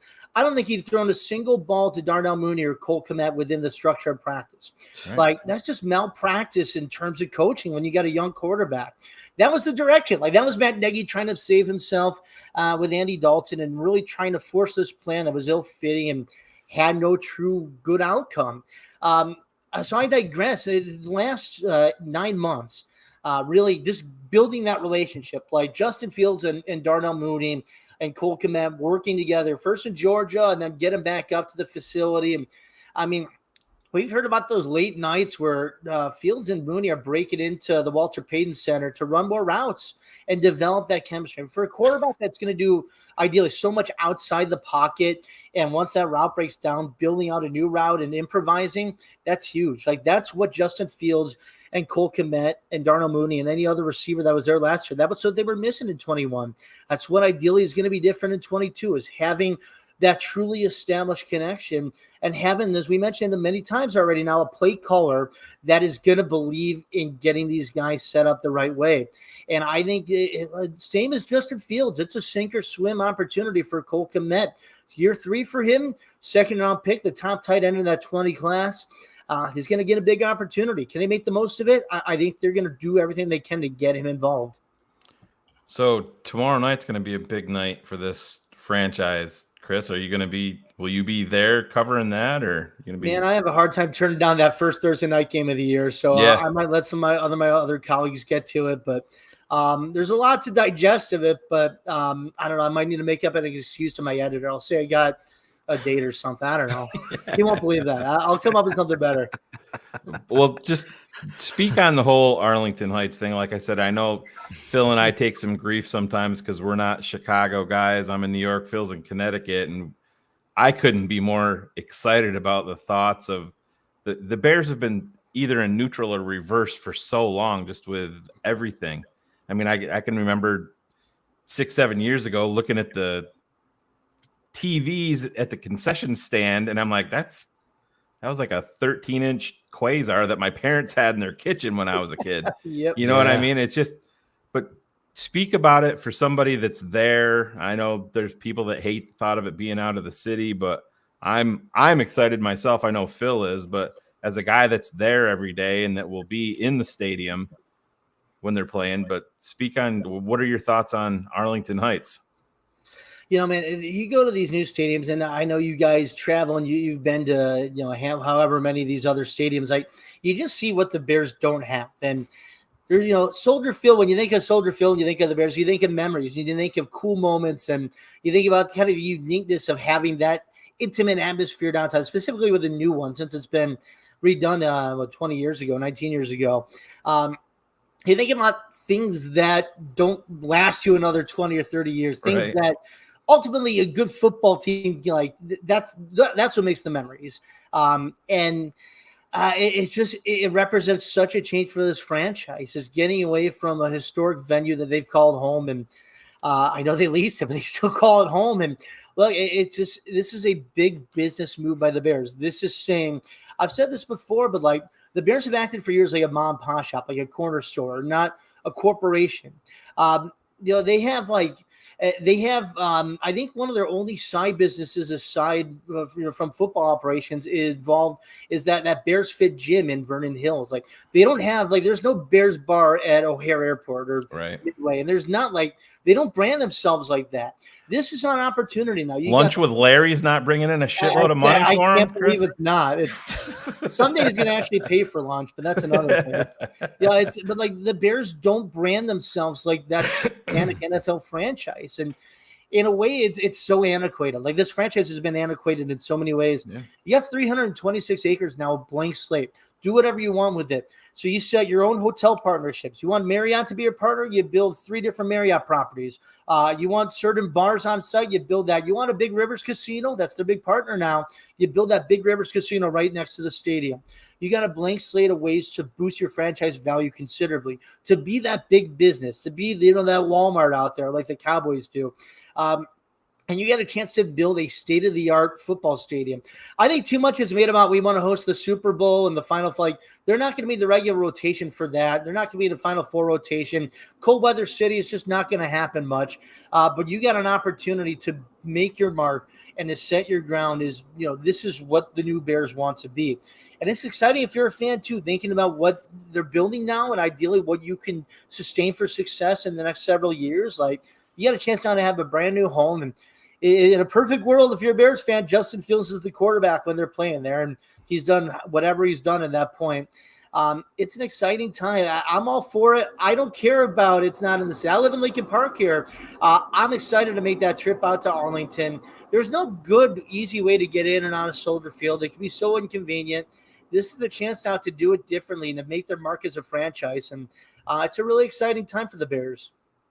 It is. And Justin Fields, the field of Arlington Heights or whatever they're going to call it out there, and just big boy football coming to the city that deserves it, because it is a football first town, no matter what the Cubs, the Bulls, Blackhawks, and White Sox are doing. I guess you could throw soccer in there for Claudio. What are they? The Chicago Fire? Whatever they are, the MLS team is Soldier Field. That and concerts like Rammstein and Bad Bunny and whatever else. Like, that's what's coming to Soldier Field. And the city tried to call bluff, and it wasn't there. Like, they're losing the Bears now, and I think they finally accepted reality. Like this, this elaborate plan that they put out, like, just a fantasy. You're not building that for the Chicago Fire and for Rammstein. Like, right. Losing the Bears, they're gone. Let me ask you this in regards to this 53-man roster, from your eyes, like James Bond, for your eyes only, what guy do you feel like is going to change a narrative on this franchise here? Defense or offense? On the what do you mean? I guess just surprise everybody, and because the national media, how many fantasy players do the Bears even have? Yeah, and who's gonna what is Kyler Gordon? Why do they try? They needed receiver. So, in your eyes, from practice, is there somebody that is going to shock everybody? I'll give you two. I'll give you one on each side of the football. I think Equinemius St. Brown could be a really good pickup for this team. And it's important that he came in knowing what Luke Getsy wanted to do and understanding that system. It was something Justin Fields pointed out to us, saying, like, he was asked, I think, some form of who's standing out to you in this receiving group. Like, this is early August. And he jumped right to EQ and said, this is a guy who knows what he's doing within this system, where other guys are figuring it out at full speed. It's different in OTAs and minicamp when you're not in the pads and you're not going full go. But at full speed, EQ is really jumping out to Justin Fields and to Luke Getsy. And health has been a big thing for him and a lot of consistency. But I'll tell you what, he seems like a guy who's very motivated. He's very soft-spoken. You don't hear it quite in his voice, the energy of what he's looking to do. But he's got a way about him that kind of strikes me, and that I think he understands it didn't work out in Green Bay the way that everybody thought it was going to. He's a physical specimen. He stands out. He's a big old dude, and he's got an opportunity now. He's got a team that really believes in him and what he can do for this offense. And I think he could really change the perception of him as a player. He certainly seems motivated for that. On the other side of the football, I think Justin Jones could really make an impact. And we've heard a lot from Matt Eberflus and Alan Williams about what he can do in that scheme. What they saw on film from him with the Chargers, where they run a 4-3 or they run a 3-4 front in Los Angeles. Almost said San Diego there, but they still noticed the way that he could fit their group. I really like the idea that once they lost Larry Ogunjobi and they had to kind of accept that and swallow that pill, they knew right away they wanted to get Justin Jones in. He's got a great head on his shoulders. He strikes me as a really impressive guy, and I think he really is excited about this opportunity. Look at you. Those are two guys I wouldn't have guessed that I was, and that's awesome, because as Sunday is upon us here and the kickoff of the 2022 season is upon us, those two names, I thought Brisker was going to be a layup here. I really did. Well, I I'm don't think he's excited about pitching it. anything. I think he's got the high billing now because he shined throughout the course of the training camp. I Well, think that's everybody's very expecting true. big things, and but I think he's going to be really impressed. I mean, you mentioned him, like he stands out. You notice him so much when you watch him on tape, when you see it live. Even he's just constantly finding the football. Oh. That's an Eberflus guy before they even drafted him. Like he gets what they want to do, and I think he's got a chance to be a really special player. Chris, I'm gonna ask you this flat out. If you had that Claudio the Barber money and we gave you $10K to put on the table and push forward, and you had to bet on Justin Fields being the guy here in Chicago at quarterback, would you be willing to place that bet? I'd buy. Yeah, I think I don't know if I said it a year ago. If this was year 2 for Justin Fields with that regime and the lack of stability around him, I might not have been sold. I mean, heck, with Mitch Trubisky, I felt the same way as it developed through with that group. Everybody's 0-0 right now, and Matt Eberflus is, and Ryan Poles, and there's a lot to unfold before our eyes the next 18 weeks here. But I really believe in his abilities. There's never been a lack of talent for Justin Fields. It's never been a lack of preparation, never been a lack of the intangibles. Like he has everything you want in the makeup of a quarterback. He was my number 2 quarterback in that draft in 21. Like I've been a big believer in what Justin Fields can be. I tossed out a lot of what we saw last season from him just because of the obvious, what we all witnessed around him. He's got a chance now with this regime, with the belief of Luke Getsy and with the structure around him to develop the right way. And he might not light it up. A lot of it is on these receivers. It goes hand in hand with the quarterback bringing these receivers along and the receivers stepping up for the quarterback. But there's no guarantees, but I think things are really set up for him to be successful moving forward. It's exciting, and it's an exciting time for the Chicago Bears as they get ready for the San Francisco 49ers on Sunday. You'll be there in the house. Do you have a prediction for this game? I haven't decided yet. I'm going back and forth. And the Kittle thing is part of it. I have to file I already got my email saying file your prediction. I like to wait till I get that next email saying, hey, dude, file your prediction already. I like to wait it out, especially with this Kittle thing looming over. Like, that's a big difference maker. Weird things happen in week 1. There's so much unpredictability. I know one thing, man. I think this team's going to play really tough. I think they're going to come out fired up. All the things we talked about with this culture, like this is the start of it now. And it might be tough to watch at times. This team's going to take its lumps at times. It's going to be frustrating at times.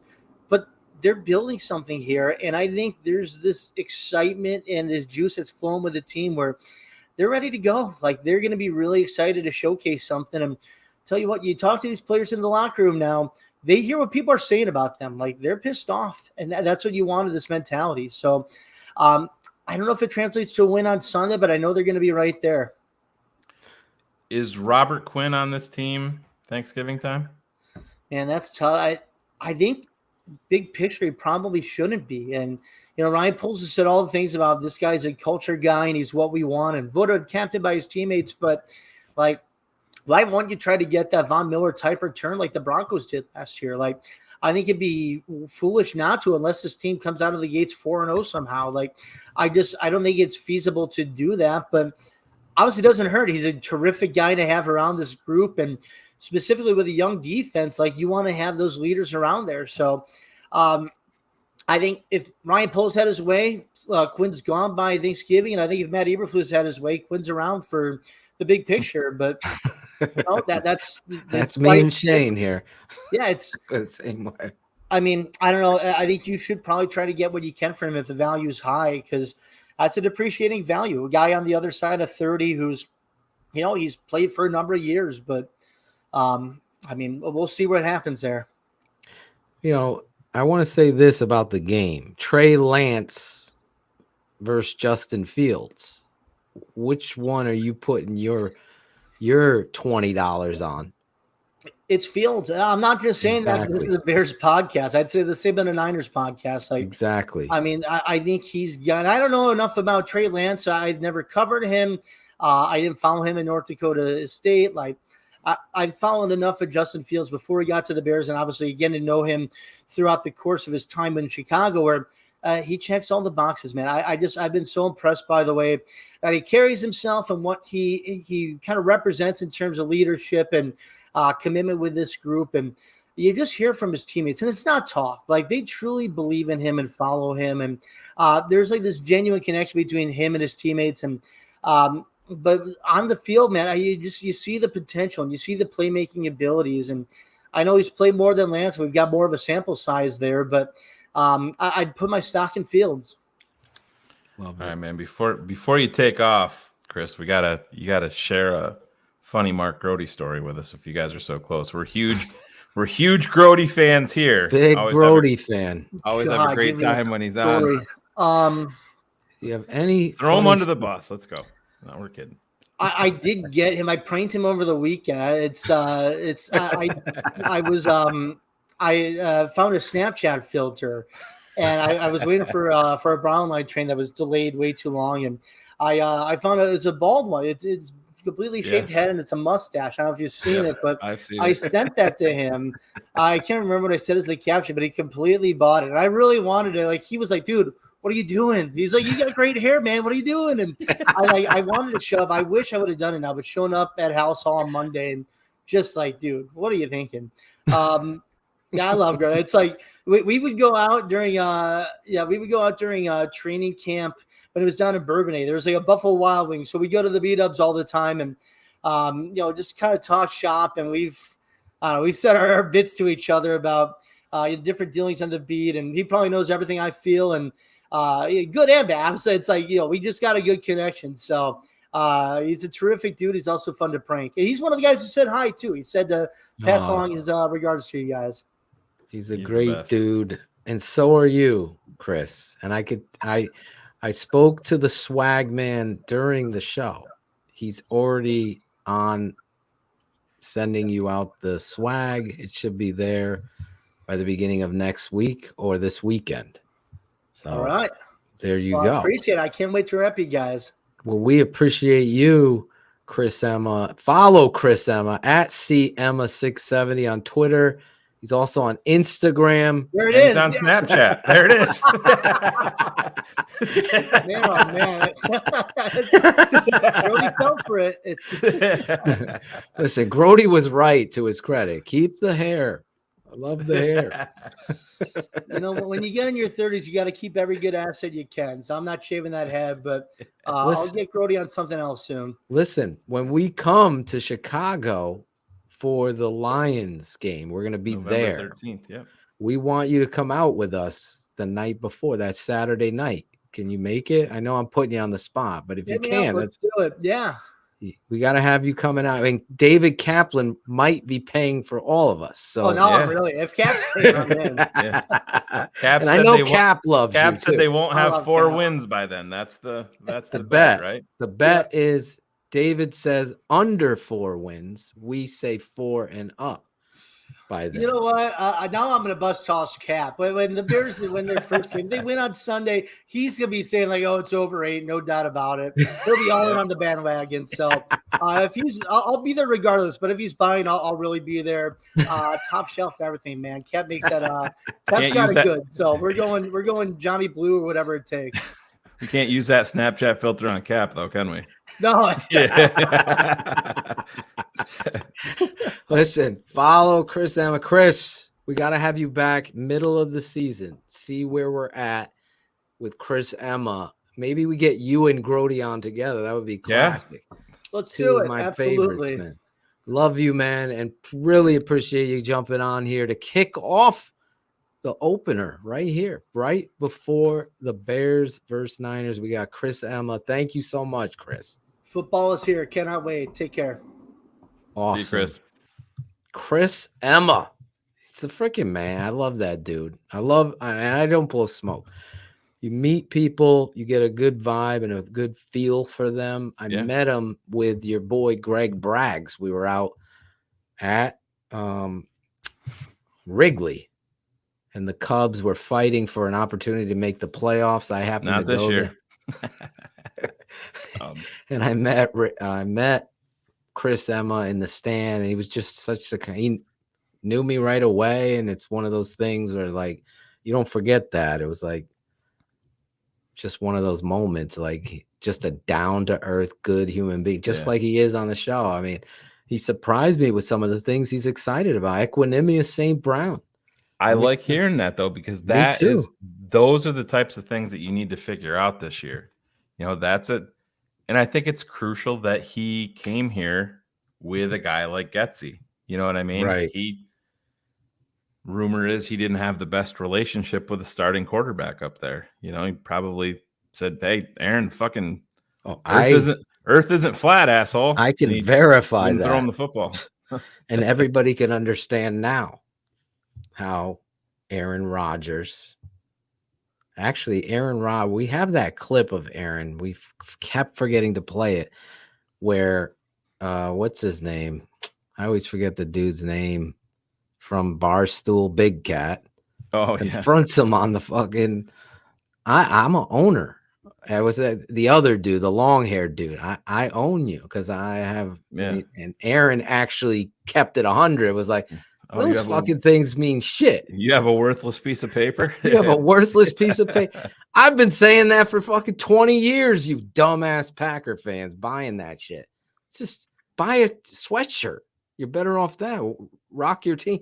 That's like buying a star right now. Yeah. It's like, does it really my star? Speaking of stars, not cars, stars this weekend before we get to our next star, we got Bears Hour Live. Yeah, you look at the tape. So as a coach, your resume is the tape. Loses the football. Strip sack and Bears Hour Live. Bears Hour Live. We go on live right after Bears games with your boys draft talks and the smartest man alive. We'll be back. Bears Hour Live, the debut. Yeah. 2022, Shane. Chat gets crazy on BHL. It just you get 7,000-8,000 people in there live, and you whoever's producing that show better be on their mark. That's all I got to say about that, because there's going to be a lot of chat. Don't just put up the personal ones. Like Shane, I did play football, sir. I did. That one guy. I did play football. And Shane has openly admitted, and I'll say this, the greatest coach ever didn't play football. Didn't play. So let's not get those things twisted. And I'm a football guy. Speaking of somebody who didn't play, maybe he did play. No, he didn't. I can see him in the green room. But he does play a role on Pawn Stars. There's Riley. What up, Riley? Kid needs a haircut. Yes, he does. Claudio, $70. Got it. I love Claudio. But our next guest from Pawn Stars, he's an art appraiser by day, a quarterback lookalike by night from the Philadelphia Eagles. Look at him. Could be their backup quarterback. You know him. I know him. His name is Brett Maly, and we are going to be talking some prop bets and bold predictions with Brett Maly. This rabid Chicago Bears fan is also a fine art appraiser for Art Encounter in Las Vegas, Nevada. He appears regularly as the art expert for History Channel's internationally syndicated show, Pawn Stars 100 Crew. Put on your white gloves and don't touch that. Let's give it up for the man, the myth, the fine art legend. Let's give it up for the Tape Never Lies family. He's Brett Maly. Yeah, hey he is. How you doing? What's up? Good to see you, Brett. It's great to see you guys, man. It's just like walking into the bar, getting ready for the season, and my two best buddies are right there. So this is awesome. Thanks for having me. We're excited to have you back. Obviously, a lot of things going on with the Bears since we last saw you, a lot of cultural changes. You actually wrote me and loved the back and forth with me and Shane last week over Tevin. And Brett wrote me and he's like, Shane, you buried Phil, but I loved it, is what he told me. No, he actually wrote me that. He said, so I are you playing both sides, Brett? You got to keep your both happy. No, I think I was on Phil's side on that one. Yeah, there you go. I'll take it. The truth hurts, Bratcher, right? For some of these haters, tell them, Bratch. The reality is, though, you come on. We've known you for a long time. Yeah. In fact, when I talk about Chris Emma and I hear him and I scout him, the first time I had an inclination, and those of you new to the show, about Brett, we were at the old network and I was reading because there was a website at that time. And I was reading an article and I was like, who the fuck wrote this? This is fucking great. And it was so articulate and thorough. I always compare every writer to Anne Rice because that was the first time I read a book and I was the only author he knows, Brett. No, I know a bunch of authors, but Anne Rice was that breakthrough. Like, you know how you're reading and you just would read. But this time when I was reading her stories, I was actually seeing it.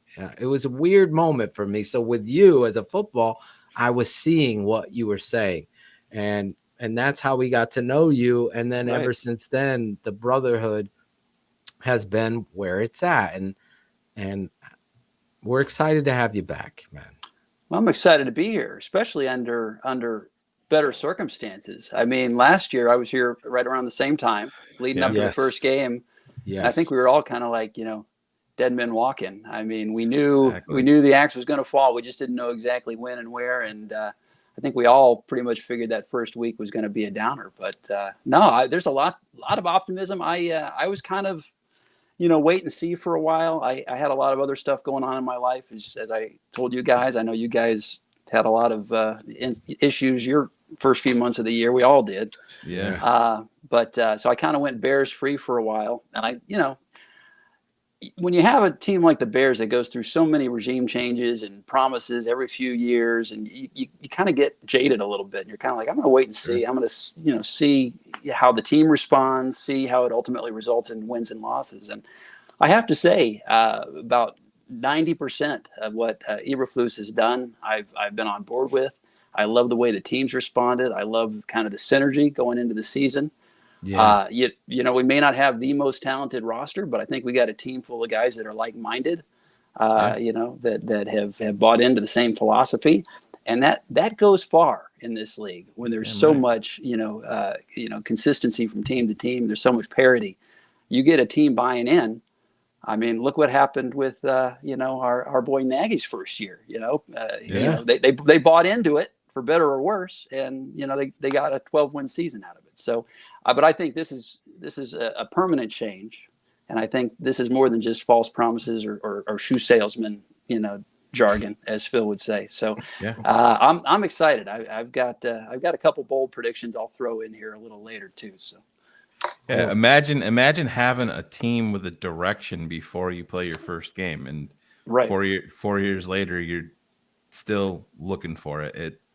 It's I agree completely with what you're saying, Brett. It just, like I said, I don't think the Bears are far from a perfect team, but you can take a team that's less talented, and when they believe in a common vision, when they have their course is corrected and they're set on the right direction, you can go out and punch a couple teams in the mouth that you weren't expecting, and that's all it takes. And no one picked the Bengals, Shane, last year. They were I think, was it Claudio that tweeted that out today? I think they had him ranked 30th out of 32 at this time last year.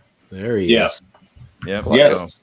Yes. What's up, Brett? Hey, Claudio. How you doing, bro? Yeah, they did. I didn't check the other ones, but NFL.com had the Bengals, and they actually said in the description, they didn't put enough around Burrow. Same thing that we're hearing right now. So I had to tweet that because obviously I'm not saying we're going to go to the Super Bowl like the Bengals, but these media guys just they it's like a narrative. They hear something, they just regurgitate it. That's the thing. If we go out and just say the Bears win 7 games this year, but we can look at Justin Fields and be like, we got a dude. Nobody's going to be unhappy with that. Right. With obviously they've bought into Eberflus, polls, all that, but most importantly, you have your savior. If they can say that and sneak out a couple extra wins, 7, 8 wins, I'm not going to complain about that one bit. Then you're going in, to your point, Phil, you're going into an off season with a full arsenal of draft picks, flush with cap room. That's a great start to year 2. And that's the reality of football. And it's been that way since I was a kid. Worst to first has happened so many times it becomes redundant that fans just get caught up in everything. It's like Madden speed, Shane. Mm-hmm. It's that same kind of comparison. It's like, oh no, the Bear. No, football at the end of the day is what Brett said. The buy-in to the culture with these guys and what Chris was talking about. It was the hardest camp he's seen ever. I mean, he's not just throwing that out there. Now you're building this culture, you're buying in, and you're in condition, and you're going to go out there and shock some people, creating a turnover here or there. We've seen a punt return. What happens? The game of football, it's an oblong ball for a reason. It bounces a certain way. Now we'll see how it happens. But that's why we have you on the show tonight, Brett, because we got some prop bets and some things that we want to get into with you and the fans about these Chicago Bears right now. What is Vegas with the over-under line for wins on the season? Now, see, if you want a true reflection of your team, don't go to ESPN. Don't go to any of the talking heads. You go to Vegas because Vegas, it's not about narratives. It's not about clicks. It's all about the money. It's all about the money. Show me the money, Jerry. So they got guys like, Lefty Rosenthal, in a closet in the back. That's all he does is crunch numbers and look at the team and talk to experts and talk to people with their boots on the ground. And they've got us currently at this line is 6.5. 6.5 wins, which doesn't sound great. But when you look at some of the other projections that ESPN's thrown out there, 3 wins, 4 wins. Yeah. Las Vegas is basically saying the Bears have a 50% chance of winning 7 or more games. And that's not bad. And that's kind of, if we were all true to ourselves and kind of looked at the roster and what we hope for, 7, 8, 9 wins, we'd be happy with. So, we'd be thrilled. So Vegas, like I say, Vegas is all about the Benjamins. It's all about, getting 50% of the money on either side. And right now we're at 6.5. Now the public, who's been listening to all the noise, they're betting against us big time. I've seen the line move from 6.5 down to 6 at a couple of locations. And I've seen, for example, here, just a couple of odds I pulled before I got on. The odds for us winning the NFC Championship, we opened at 65-1, and now we're at 70-1. And the odds to win the the odds to win the Super Bowl. That's the odds to win the Super Bowl. The odds to win the NFC Championship, we opened at 30-1, and we're now 35-1. But I mean, to give you an idea, even at that, Vegas has the Giants, the Lions, the Jets, the Jaguars, the Texans. Even the Falcons, definitely the Falcons at longer odds than us, even with the change from 65 to 70-1. So, Vegas, I think Vegas, you're getting the true perspective. Yeah, they have gold ceilings up there for a reason. Right, exactly. It's not about just they don't make money on winners. That's exactly right. I often say all those dome cathedral, casinos weren't built on the backs of the winners. So, Exactly.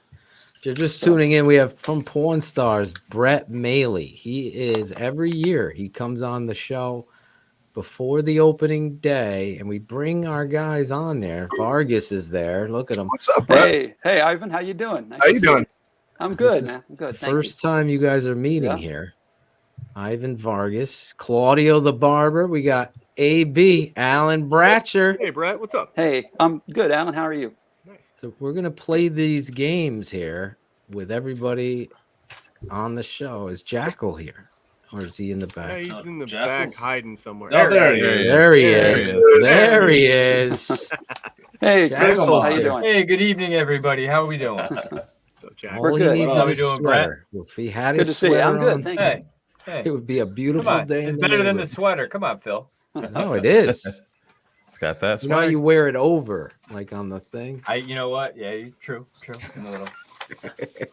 So listen, we are gonna play a game. You guys in the chat, Brett brings all the prop bets. He is in Vegas and is a huge supporter of this network, as well as friend of Shane and myself. And now, hopefully, we get Claudio and everybody. Hope maybe you can get to the Detroit game, Brett, and join us, man. I would love that. I would love that. That would be awesome. There'd be nothing better than sitting in the same room with all you guys, drinking a beer and cheering the Bears. That'd be great, especially against the Lions. Lots of screaming. Yeah. Exactly. I know everyone's going to be happy against the Lions if we beat the Lions, which we should. But Ambassador Barak is picking 11-6. 11-6. Nice. We're going to get into the prop bets with you guys, and hold yourself accountable. Hold yourself accountable. And where are we going to start, Brad? What do we got here? And we're Well, what do you think? You guys want to start on the defensive side of the ball? You want to start offensive? You want to? Well, we got a defensive coach, so let's go with the defense. All right. All right. Now there's not as many props on the defensive side, because all the stars are on the offense, and that's where the action is. But we do have a couple of defensive props I'll go over. First is the over/under on Robert Quinn sacks. Right now, the total is 10, which he's exceeded 2 out of the last 3 years. Okay. So we'll start with Shane. I can beat him in this. Yeah, I'm going under. I knew he was going under. It's been his history. Big year, then he takes a little step back. Well, we'll see. There is an extra game. He did it twice. He did it. Yeah, twice. that's true. A great point. Yeah. That extra game. So, but I'm still gonna go under. All right, Claudio. Yeah, I'm gonna go over. I mean, like you said, extra game, and the dude's got the C on his chest. He better ball out. I think he's gonna get that 10. So, I mean, yeah. Bratcher, you got the chat. You're gonna throw up the chats as they go. I want to hold these people accountable. Yeah, and a lot of overs. Need somebody. Jackal, are you putting these down, or do you? I am. Okay, cool. Jackal Thanks. did it last year, and then we're definitely gonna revisit it because we didn't do it because of the Nagy abuse. I called it. Brett, we were just so we were tired. Yeah, we were so tired. Used by Nagy. Why are we gonna bring Brett on? DCF on that fuck. And it was basically just under. Yeah, exactly. Everybody lost. Vegas won. And finally, Nagy lost his job, which was a good thing. And you don't want to see people lose their job, but in this case, we did. Mr. Ivan Vargas. Yeah, I'm gonna go over. I think There he you go. just gets over. So 11. Like or 12. you going 10 I'm gonna and go a half? 12. 12. Look at you. Alan Bratcher. So does he have to get 10 with the Bears, or can he get traded and still get 10? What about that? We're betting on the guy. We're betting on the guy. Yep. So, yeah. I'm going to go with Shane. It has been a trend with him. He's had a great year followed by a horrible year. I'm going under too. Brett, looking at you sideways with that trade talk. What? Turn your phone, Brett. I think he froze. Someone called him. No. Someone called Brett. Yeah. So we'll bring Brett. We'll go back around here. Jackal, you were next. I can't see him not going over. I think he's playing for money, and his next deal. I just see him hitting the over on that. Whether it's in the Bears uniform or wherever, I just see that hit. I can bring up his Phil. You haven't went yet, right? I can bring up. I'm definitely going over. I just believe that this guy is the goods, and when he's healthy, which I've said before, that first year he was playing with a foot injury. I had one player tell me he shouldn't even be out there, but chose to be. Then you see the reality of what he's able to do. Brett is back. There he is. And I'm going to go that he's going to No worries. good. He is going to get 15 sacks. Wow. 15 sacks. You and Hank Wolflong both think the same. You guys hear me? Oh, he said 14. Yep, we got you. 14 and a half, yeah. Mota, Can you hear us? It's got 17. Can you hear us, Brett? You're in space. Phil, Nope. That's all right. can you hear us? He's bouncing out. He's coming back. Should play that for Jackal. I'm in space. I'm in space. What? Can you hear us, Brett? What? Go fuck yourself. Where is it? Jesus, Cars. Cars is no. upset. Did Cars put a prediction? Lushy loin. Cars Going just 14. texted me his prediction. Nope. Nice. Nope. Yeah. No. I'm guessing. There he is. Now I can hear you guys. Sorry, about that. I There don't know he what is. happened. Whatever happened, someone must have called you. Maybe so. I don't know. I didn't hear it, but just you guys just I froze. I went sideways, and that was it. Yep. It was Bratcher's comment throwing in the trade. Yep. Made you turn sideways. Fucked it all up. Yeah, if he gets traded, like you say, you're betting the player. So Brett and the player. What's the over under on him getting traded? Is that out there? Gosh, I don't know. I think at this point it's probably Even pretty money. low odds. I would think. I think it would be Even money. I think it would be low odds, especially with the captain and the coach. But anyway, So where are what you do going, got Brett? next? Where are you going, Where's Brett going on it? You know, I have to say I'm going to go under. You know, like you say, he's kind of a peaks and valley guy. He doesn't he have is. Mac opposite him. I think there's going to be some other Bears linemen that step up. They get a few more sacks. But I think he's going to approach it. I think I could easily too. see 8, 9 sacks. So, but I'm going to go just under. Look at you. You right down the middle, the three of them.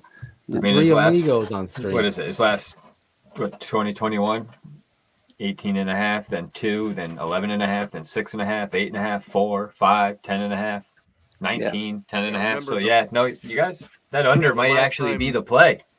When he was in Dallas, he led the league in pressures that year in his last year, and then he came here next year after that, and that's when he had the bad year. Money. Oh, he was hurt. Yeah, he was hurt. Yeah, his he first was year. hurt. He was hurt. That's pass That's one rushers thing. always age well. Yep, they do. Oh, Brett didn't Stop like that talking. coming. Going sideways. Popular man. Go on your iPad. Remember Go the get an first Android. time we had problems with Brett when we first had him on the show? yeah. I think that was audio though, wasn't it?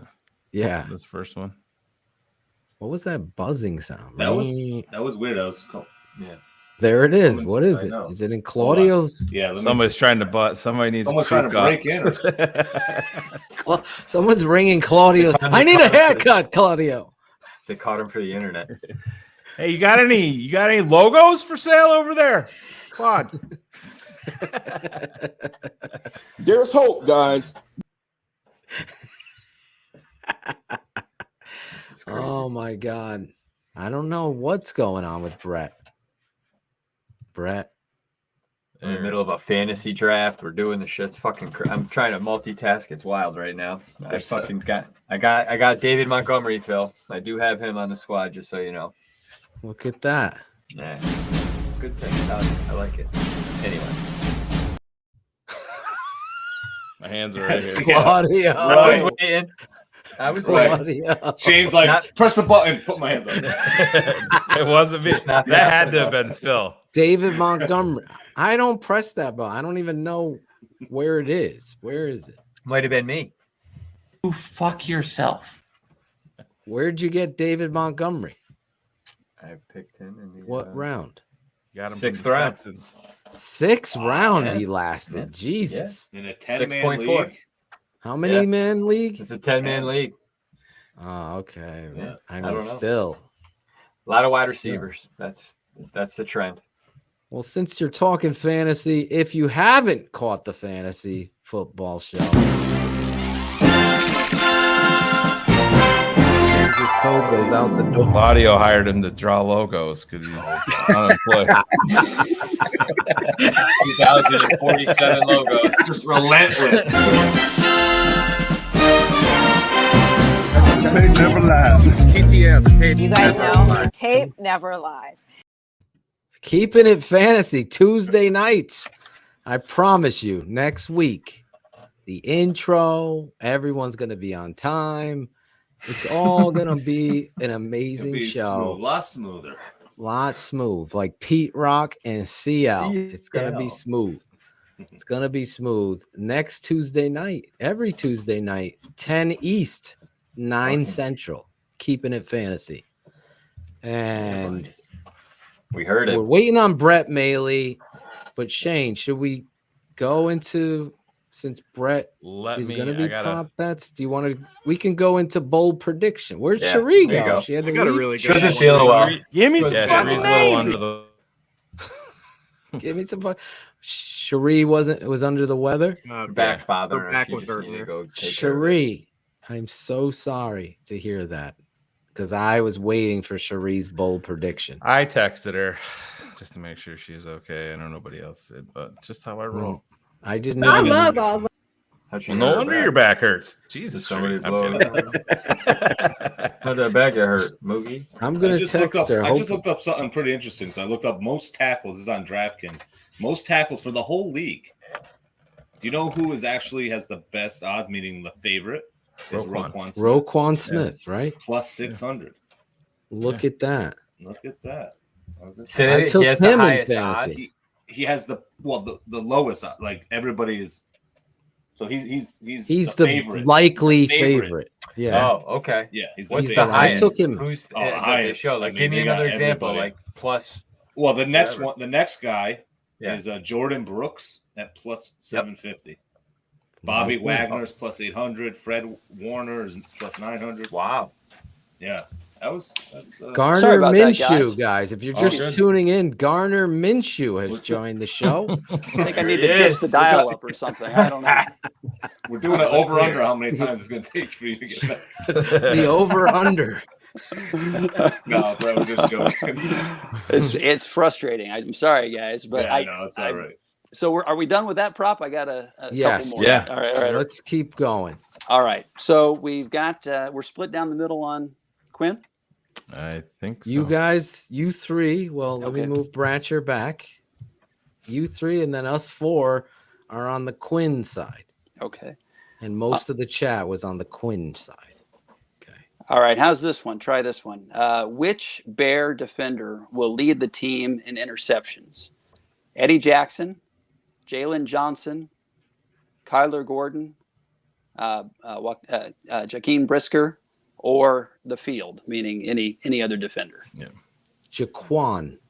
Sorry, Jaquan. I just want to make sure. Am I chat. kicking it off first again? Yes. Will you go smartest man first? I am going to repeat that name that Phil just said, and it's There going to you be go. rookie Jaquan Brisker. Look at that. We'll go to your left, which is Ivan Vargas. Yeah, I'm gonna go with Brisker as well. I think he's gonna have a fantastic year. Yeah, I'm sticking with Brisker. Brisker. Claudio. Ditto. Can't say Rex Grossman, Claude. No, I know. Throwing may be the most picks. Yes. No, Brisker. Brisker. Yeah, I mean, Mr. Jaylon. I mean, I was when he first said it, I'm like Jaylon. I love Jaylon Johnson. He's a ball. Jalen coming out this week with a lot of confidence Yes, he in is. himself. I'll say he'll be close, but did you Brisker. like the fact that he's sharing? Yeah, people around the league are telling me, coaches are telling me. That's just letting you know. Did you like that, Shane, or did you want him to be quiet about it? Just be confident about it. No, I mean that's a real hard position to find a guy that doesn't talk. You know what I mean? Especially when they're that young. Jalen's always been a dude. I mean, the day he got drafted, he was pissed off. Like I said, Phil, we broke him down. He was a top 15 talent. Garner. Brett's getting sideways more than Allen. Damn. I didn't talk that time. Minshew, you back? Can you hear us? No. Lost the audio. Too bad. Brett's probably freaking pissed. Yeah, I'm he's sure. angry. He gets fired up. But yes, Alan Bratcher, keep playing the game. Yeah. I want to go Brisker, but something tells me that Jaylon Johnson's going to be that guy this year. I'm going Jaylon Johnson. Yep. Lushy loin. Lushy loin. Agrees with you. So Isn't does that loon? Ambassador. Is that loon? Lushy loon. I just say loin. Yeah, that's quite the difference. Loon or loin, especially when Lushy is kicking it the off. way he talks. Yeah. You gotta go loin. Jackal. Speaking of used loins, here we go. Hey, He's had a good few days, this dude. Yeah. Call it a streak, my guys. Let me tell you. A winning streak. Ain't that the fucking Three-time truth? champion. With Brett Maly. So I told him, I'm like, no way, 2 days in a row, and this dude's pushing 4. I think That was my I think I favorite set a record. casino. What do you call it? The slot machine winning streak. I would always try to find that game, and you hit winning streak, and then you were able to winning streaks. Something ahead, you said Jack. about confidence. I like what Jalen's selling right now. I think that that needs to come with the territory back there, and I like that. I think Jaylon could be the guy that makes that jump. Not trying to piggyback Allen there, but I could definitely see that happening. I wouldn't be surprised if it was Brisker either, but I like Jaylon in this situation. I like what you guys are selling. How many interceptions does Jaylon Johnson have? I don't remember him getting one. One. I think he's got one. Yeah. In fact, He's I've never been a seen- huge. He's he never been a doesn't huge. catch. He doesn't He's track never been well. a huge interception guy. Yeah, Well, he So- hasn't been in this kind of system either, though, Shane. No, right? you're right. Yeah, but I'm talking about even in college. I don't think he was a huge interception guy, and he does. I mean, you give me a guy that's going to lead the league in pass breakups, I'll sign up for that all day. Remember Tim Jennings had Yeah. some great pass break, and he worked on his hands, and then he led the Bears, I think, the NFL that season with interception. So it can be done rather. Yeah. I'm going with Brisker as well. I feel I don't know if I call him the son of Urlacher and Mike Brown. That guy has football instincts and immense talent and length. Jaquan Brisker is going to be my guy as well. There, Brett, where are you standing here? I think you can hear us. Oh, he can't hear us. Oh, there he is. He's back. Is he? Huh? I don't know if he can hear us though. Nope. No audio. Nope. I thought we had him. Nope. Hello. I'm going to run I right. Garner. So Brisker, Jaquan Brisker. And that while Brett gets his money in order, his internet in order, why don't we play our bold prediction, Shane? Here we go. And then we could predict this game. Where is it? Shout outs.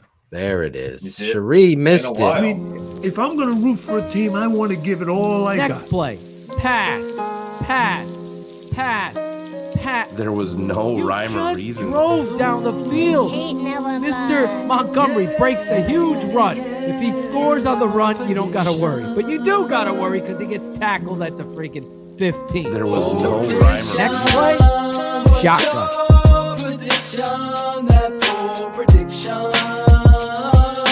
The tape never lies. Bold prediction. What's your prediction? That bold What's your Tape prediction? never does. The old line is playing shitty. What's the skinny? No identity. If Nagy can't find it, Bears will keep it with the enemy. Red zone opportunity. Once again, they gotta settle for 3. The reality of coaching when the defense has to carry the team. Prediction. What you think would happen versus what does. A light year from the Super Bowl and now we're losing buzz. Nagy has no answers, just predictions that don't change. This segment is the truth. Give it about the guys and feeling shamed. What's your prediction? That bold prediction. The tape never lies. Never does. What's your prediction? And we'll skip me spelling bold prediction wrong there. Prediction, I spelled wrong. Bold, I got We're only heading into year 3, bro. It's Can we fix that? Yeah, We'll it's have all to about fix those luscious loins fucked up. Him and Jerome. Gotta love a loin. Yeah. Can only imagine the smells coming out of that thing, but you know. Jerome's not our homie anymore. I don't know what happened. There's hope, guys. I guess no hope. But yes, bold predictions. While Brett gets his act together, I feel bad for Brett. Yeah. I do, because I know he loves this show. He loves coming on this show. So he did text that he's moving closer to his router. If only we had a nerd. If only we had a nerd here. All right. To help out with the internet. Duct tape it to your chest. No, I feel about stats. Really, stats are for losers. Final scores for winners. There you go, coach. You ain't lying. Speaking of final scores, let's start this off. Bold prediction. Bears versus San Francisco 49ers. And obviously we're doing some prop bets with Brett Maly. Hopefully he gets his internet. Well, this is basically under that umbrella. Bet. Where are you going, Mr. Vargas? Where are you going? I'm gonna go with Trey Lance, and I'm gonna go with a fumble and an interception. You're going him having a fumble and an interception. That's your bold prediction. Correct. Yeah. So you have to give your score of the game and then your bold prediction. He's new to Ivan's new here. First timer. Oh, that's the juice, baby. Yo, I feel the juice in my mouth. Yo, the juice in your ass like Florida orange, baby. Yo, pulp free. Hell no, I need the pulp. Need a whole bunch of pulp in that goddamn ass. Is that Brett Maly singing? I don't know. Does look like him too. Shit. It does Yes, look I didn't realize like that. Brett. So Ivan Vargas, what is your prediction and then bold prediction? I got the Bears winning it 27-24. And I have Trey Lance committing that fumble and an interception. So 2 turnovers, the Bears D, 1 fumble strip sack, or is it like he's running? I think the Bears are going to get a strip sack and a fumble. I think Robert Quinn might get home. I think you're going to see, the Bears defense really get. I think they're really hungry, really want to get after it, really want to hit another, the color jersey again. Yeah, we got you. Yeah, we got you, man. I'm just not hearing you guys. Oh, you can't hear us now? Oh, shoot. I'll leave you in the background. Sorry. You should always be able to hear us. Oh, he can't hear me anyway. Even Good call. Good call. That's like my dad. When my dad has hearing aids, when he takes them off, he can't hear. So when I cut his hair, he takes them off, and then he talks to me and asks me questions. I'm like, I can't. Why are you asking me questions? Then let me do what I hired to do. I know you can't hear me. What I'm going to need you to do real quick. Yeah, just go shorter. I can read lips, but I can't do sign language, so he couldn't hear me. Claudio. Yes. Listen, I'm going Bears 28-17. 28-17. I think that culture that they're building on the team, I hope seeps into the crowd for opening day. The crowd goes crazy. The defense makes turnovers. I agree with Ivan. I guess we lost Claudio for a second. One of them goes to the house. I'll say, fumble. Fumble to the house. Fumble score for the Bears. Yep. I tried to put some music behind him, Shane. That's what I was Yeah, you trying fucked to me do. up. I was working on something. I'm like, what did I just hit? Trying to put some music behind this segment here. Can you hear curls beat? There you go. All right. So hopefully there's no curls, but if there are, they're moving the chains. Claudio, 28-17. Yes. And what was the bold prediction? Because you broke up. Bold prediction is 3+ turnovers total, and one of them goes to the house. A fumble goes to the house. Phil, did you say no curls? I like that, Claudio. Is that Joe Rogan? Oh my God. Holy shit. Joe Logan. Is that Joe Rogan? Joe Logan. I heard you, Jack. Joe Logan. Yes, I won't be shaving my head anytime. With that thing, man. Jesus Christ. Or me again. Dude, when Chris said the Snapchat filter, instantly Shane's just like, okay. I'm watching him. I'm like, oh, what's the green light for Shane? Right? Absolutely. Jackal. 21-18 Bears. Justin Fields, 3 touchdowns, game-winning drive to close it out. Look at you down 18-14. Justin Fields drives the Bears down on the Bermuda turf at Soldier Field and wins the game. Look at you, Jackal. I like it. That's your bold prediction. A touchdown drive. If Brett, you can hear us, you can raise your thumb up. Yeah, he's got it. He's back. He's back. Nice. Sorry, guys. Jeepers creepers. All right, man. Hey. Drop. We are having like 112-degree temperatures here, and nothing's working. Nothing's working. So, you guys even allowed to use your internet right now? I'm here. Yeah, exactly. We're on an internet rationing. I'm in here in my living room. I got the new drop. Brett. I got my dog laying here with me. Let's see where there he is. There we go. There it is. You got the leather couches. Does he have a Bear's name, this dog? You know, I wanted Butkus, but unfortunately it was my son's turn to name the dog, and he picked the macho name of Chanel. And Chanel. Claudio has an opinion about that. So, man, I do. Chanel. Chanel. Is it for the cologne? You know, Chanel, I think so. I think perfume rather. Maybe because he's had 5 dogs and this is Chanel number 5. I don't know. There you go. There you go. Makes sense. Jackal and I probably would have went with loin. Yeah. Brett. Loin. There you are without hair. With no hair. Have you ever shaved your head before, Brett? You know, I've got I can tell by the lumps and stuff, I'd have an ugly bald head. I'd be one of those ugly bald guys with like lumps and scars and things. I don't know. So, no, I'm glad I got a decent head of hair. There you go. Yeah. I won't be shaving my head. Joe Blogan over here. Okay.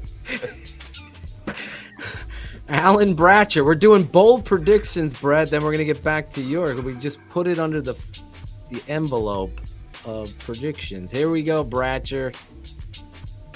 26-23 in overtime, but the 49ers win.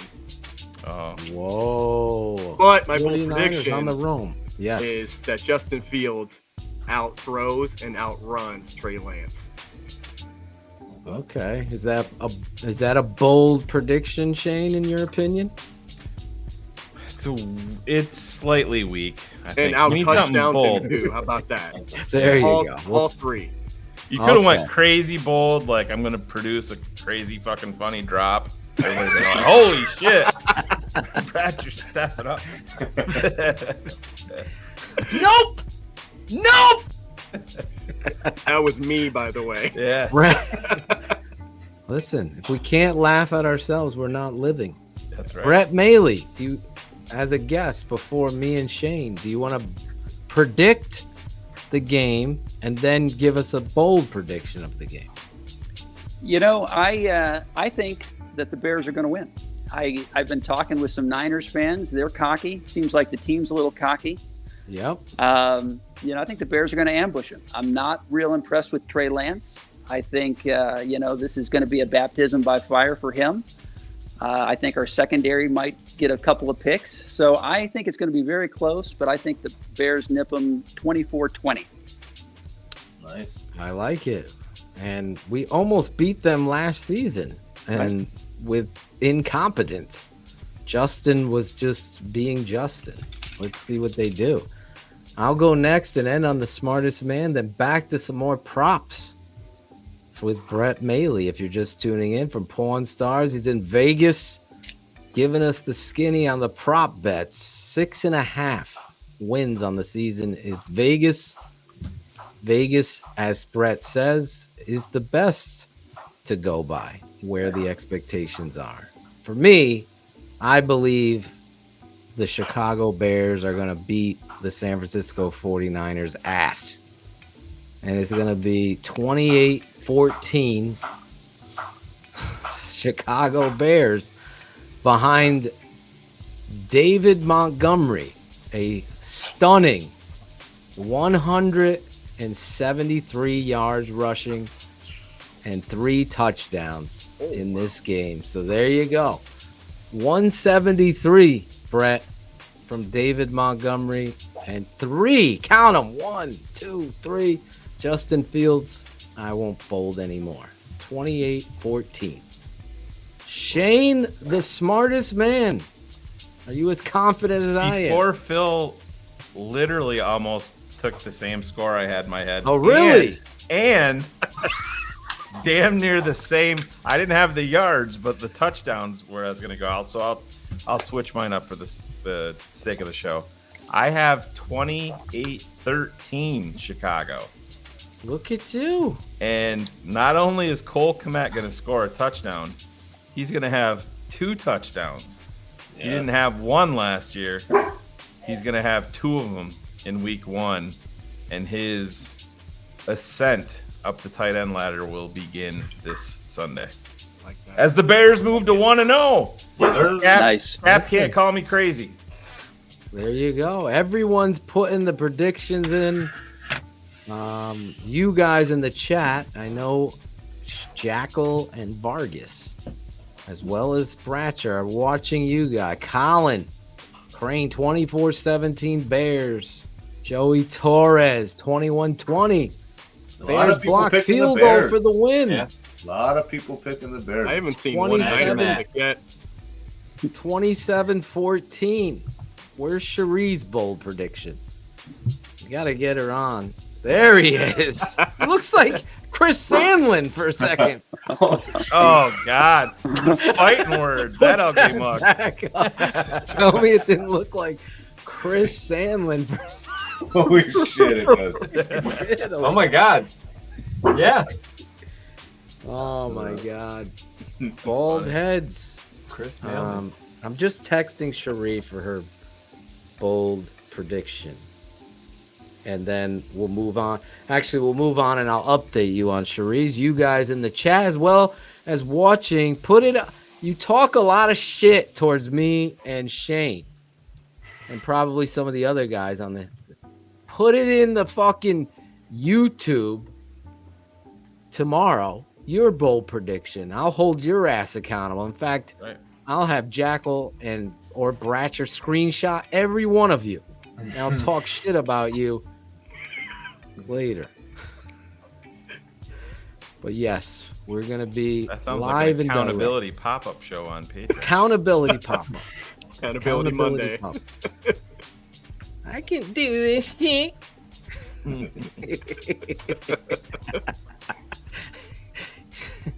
I can have my own show too. Anyway, 27-14 Stewart. Anthony, 21-10, hands down. What do we got? What do we got, Brett? The next prop bet. We going to the offensive side. Let's go to the offense. You had a bold prediction for David Montgomery, so why don't we just continue with his props? Yes. Right now, Vegas has a pretty low total over-under for his rushing at 900.5. Oh, yeah.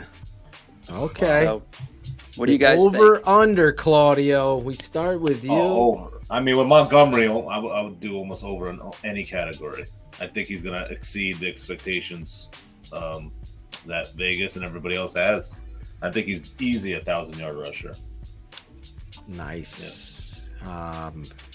Cherie has came in before I go to Vargas. 24-14 Bears. Okay. Cherie predicts. Fields 270 yards passing, 60 yards rushing is her bold prediction. Is she going weak there, Shane?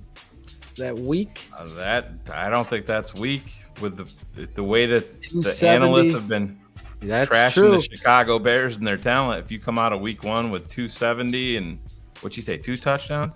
There she is. Look, she's throwing her own. Oh no, she's not. I'd add 40 yards rushing on that. 60 yards rushing. Let's That's continue on That's the good week. Let's continue on the prop bets. Thank you, Cherie. Get better. Ivan Vargas over under 900.5. I'm gonna go over. Definitely over. Not by mud. I mean, I think he'll get about 1,100 yards. I'll say that. Well, that's 200 and it's 195 yards over that. Did I do the math correct, Shane? Is it 900.5 or 905? 900.5. Yeah, Okay, 0.5. yeah, so Vegas likes that 0.5. Yes, I was they teaching my do. son about that. It's made him a lot of money. Yes, He it goes, has. Daddy, this is a true story. Why are the 49ers favored by 6.5? You can't score a half point. I go, it's gambling. They're betting that they're going to win by over that. And I was trying to explain it to him, and it was a long discussion. And then he finally got it because they're going to win on that half. Yeah, Vegas hates ties. They don't want pushes. Nope. Exactly. No. Exactly. They want to win. Show me the money, Jackal. What do you got? Fuck, it's a tough one. I like Khalil Herbert this year a lot, but I think I do see Monty getting over 900 yards easy in a 17-game schedule if he's healthy. Pratcher's biting his knuckle. Look at him. See him? You know, they both could get 900 yards. So you're going the over. I'm going to just for take the over, record. but it's going to be close. Yes. Yeah. Okay. I mean, he had 849 last year. Yeah. Bratcher. 12 games? So nice. We don't even inept put offense. We don't put Logan Frost's theories up here. I didn't get that memo. Anyone that likes The Office UK better than The Office US. I mean, What do you think about that, Brett? Office UK or Office US? You know, I got to say, the UK is funny, but the US is far funnier. Far funnier. Yep. and the Pawn Star Appraiser continues to win. Plus the UK one was only on for like I think a season. 6 episodes of maybe. it? 2 seasons. Yeah. So how many? It was 2 seasons. I think we 2 looked at it. seasons. Was two it? Like seasons, 14. I think it was like yeah. 14 episodes. In it. Yeah, 2-7. Yeah, Oh, Claudio's my right. God. I'm trying to think of the last funny British comedy that I've watched. Monty Python. A lot of Short people like list. Monty Python. Hard to disagree there. Draft Mob? Benny Hill. I'm a dick.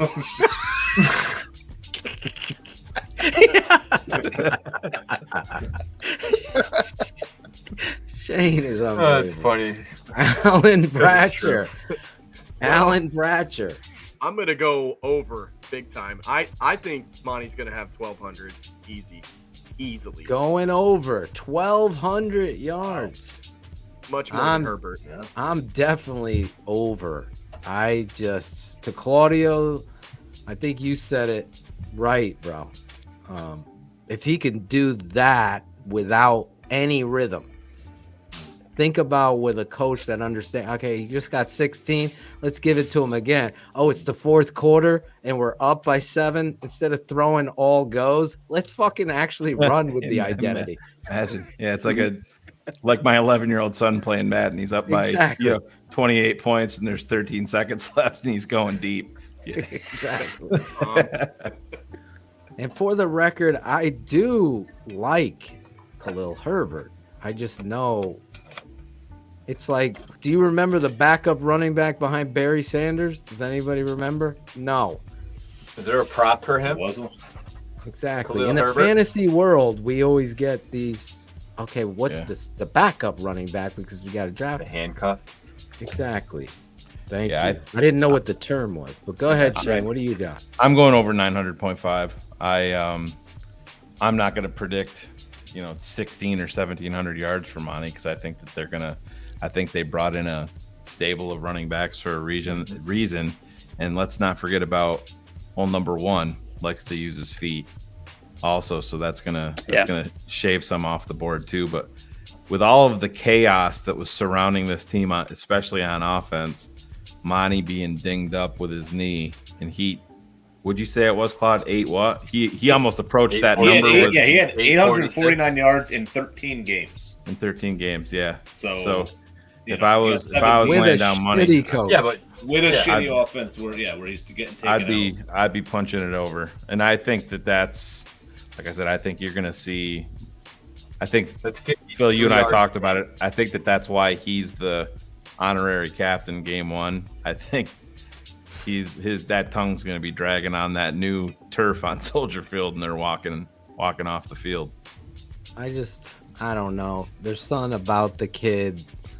I just watched tape of him, and I'm like, I just love this kid. You know how Poles is talking about Eberflus? Just love that guy. Yeah. That's how I feel about David Montgomery. I'm disappointed that he isn't a captain, because I feel like he identifies that for this culture. But it says a lot that the coaches made sure that he's the guy week 1. I like that. But what do you got next, Brett? Well, what was Brett? Were you over the 900.5? I'm going to go over. Yeah, I'm definitely going to go over. I'd say you bet that hard.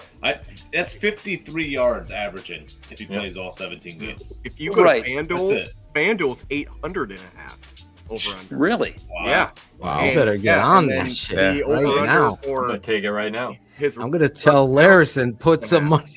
You can Jack, do it put right some now money in down on that Connecticut. for me. I'll PayPal you. Serious. And I'm doing it right now. minus 102 for the 800.5. Wow. Really? Yeah. 800. I'm taking. Yeah, and then the rushing touchdowns is 6.5. Well, you have to look to Green Bay. You know, Getsy coming in. That's it. What was Dillon and Jones last year, Claude? What were their? What's that? They almost had 2,000 yards. Yeah, what was AJ Dillon and Aaron Jones in Green Bay last year? What were their rushing totals? Well, wasn't Dillon almost 1,000, like 900 something? Yeah, they were both up there. I accidentally took AJ Dillon in fantasy. You told me. I'm like, what the heck? Oh, I had a spat with Pete Bukowski. AJ Dillon had 803 yards. Good. Yeah, he had 803 yards and 2 touchdowns. What did Aaron Jones have? 13 receiving yards. But also, even though we look at those numbers in Green Bay, I have to say, Getsy's his own guy. We're going to find out the identity of Getsy. How does he embrace the running game? So far, I love and I saw somebody in the chat. I got to give them their props. He's got a fullback as well. Fucking sign me up. Exactly. So I'm excited about where this is going with David Montgomery, and we'll see. Corn Planter got the name. Yeah. Touchdown Tommy Vardell. Aaron Jones had 799 yards. Yeah. But he was also was hurt for 5 games. Well, right? he played, it says he played 15. Did he? Yeah, that's what it says here. Huh. Pro Football Reference. Well, some people picked him in the first round. Not me. Not this Demo. What do you got next, Brett? Well, what do you guys think about his touchdowns? Now, it sounds like FanDuel has a better deal. It's 6.5. At Vegas, it's 7.5. So another touchdown on the board. So 2 touchdown difference there. Yeah. Technically. With that half, as I was teaching my son. So, and it's rushing touchdowns, not total touchdowns. 7.5. Okay, that's critical. That's critical in a bet. They have to be rushed. Are we playing that? Have to be rushed in this prop bet? Shane? Yeah, I mean, it's just rushing touchdowns. He's saying. Okay, rushing touchdown. Shane. What was the number? 7.5. 7.5 Vegas, 6.5 FanDuel. I'm gonna go under. Under 7.5. Claudio. No, I'm going over. Over. Claudio goes with the over. Yeah, I'll keep it short bet. I think you're gonna. I just think you're gonna see these tight ends used more. I think they're gonna poach some tight ends from Mooney. Yeah, but think about last year, how many times he should have been getting the ball in the goal line, and he didn't. Tariq Cohen in for years. Yeah, I mean, he had a freaking tight end sweep. No more tight end sweeps. Also got Justin Fields of bootlegs. He had 7 touchdowns last year, rushing touchdowns. Oh, Claudio's throwing some numbers at you, Cars. That's it. 8 the year Stats before do that. matter sometimes. Stats are mattering for Claudio tonight. He's coming prepared, Jackal. I'll tell you that. Ivan Vargas. What do you got? I got over 10. Over. What was it? Over 7.5? 7.5. Yep. Over 7.5. Yeah, I'll go over 7.5. Jackal. I'm gonna go under. Going under. Yeah. Let's go to Brett. Yep. I'm going over. I'm all in on David Montgomery this year. I think he's 1,200 yards, 8-9 touchdowns, pretty easy. Alan Bratcher. I'm putting him just barely under at 7 touchdowns. I think with the fullbacks, the tight ends, Justin Fields rushing the ball, there's way too many options there. Shane Marsaw. Actually, me, then you. Yeah. I'm going definite over. I'm totally with Garner Minshew. I mean, Brett Maly. And I'm taking Mr. Montgomery in the double-digit touchdowns, the over. I'll say 10. He's going, maybe I say more than that, 12. I believe that this guy is going to be filthy. Filthy. Go ahead, Shane. Where are you at? I kicked it off. Yeah, you did. That's right. Yeah. You picked the under. Yep. So thank God I went before you. What's next, Brett? Now, here's one that I think will be a slam dunk, especially if Shane's prediction for the first week comes true. Cole Kmet. Let's do both his receiving yards and his touchdown over-under at the same time. Right now, he's down for his receiving yards over-under is 585.5, and his touchdowns are 3.5. And that can be rushing, receiving, anything, total touchdowns. I'm banging the over on both those. There you go. Yeah. There you go. He had 60 receptions and 600 yards last year. I know. No question. Can you repeat those again, Brett? Yeah. Receiving yards, 585.5, and touchdowns. Now, keep in mind he had no touchdowns, but 3.5. They didn't use him down there either. Yeah. It was the bringing Jimmy Graham show. Yeah. Throw fade. Yeah. So obviously with all these Vegas odds seeming low, they're not high on the Bears, obviously, doing stuff. Well, I don't know about that. They're not high on the Bears, but certain players, especially Cole Kmet coming off of no touchdowns, it's hard to predict him to break out to 7 or 8 all of a sudden. So I kind of see their point. Yeah. But yards, that's kind of low. Yeah. It is low on the yards, Claudio. Where are you going with it? I'm going over. Oh yeah, I got him in 2 fantasy leagues. He's my starting tight end. I think he's for real. I think he's going to be a one of the top, tight ends. In the preseason, he just looks comfortable in this offense, and him and Justin Fields look like they got a good relationship. Has there been anybody in the chat that took the under?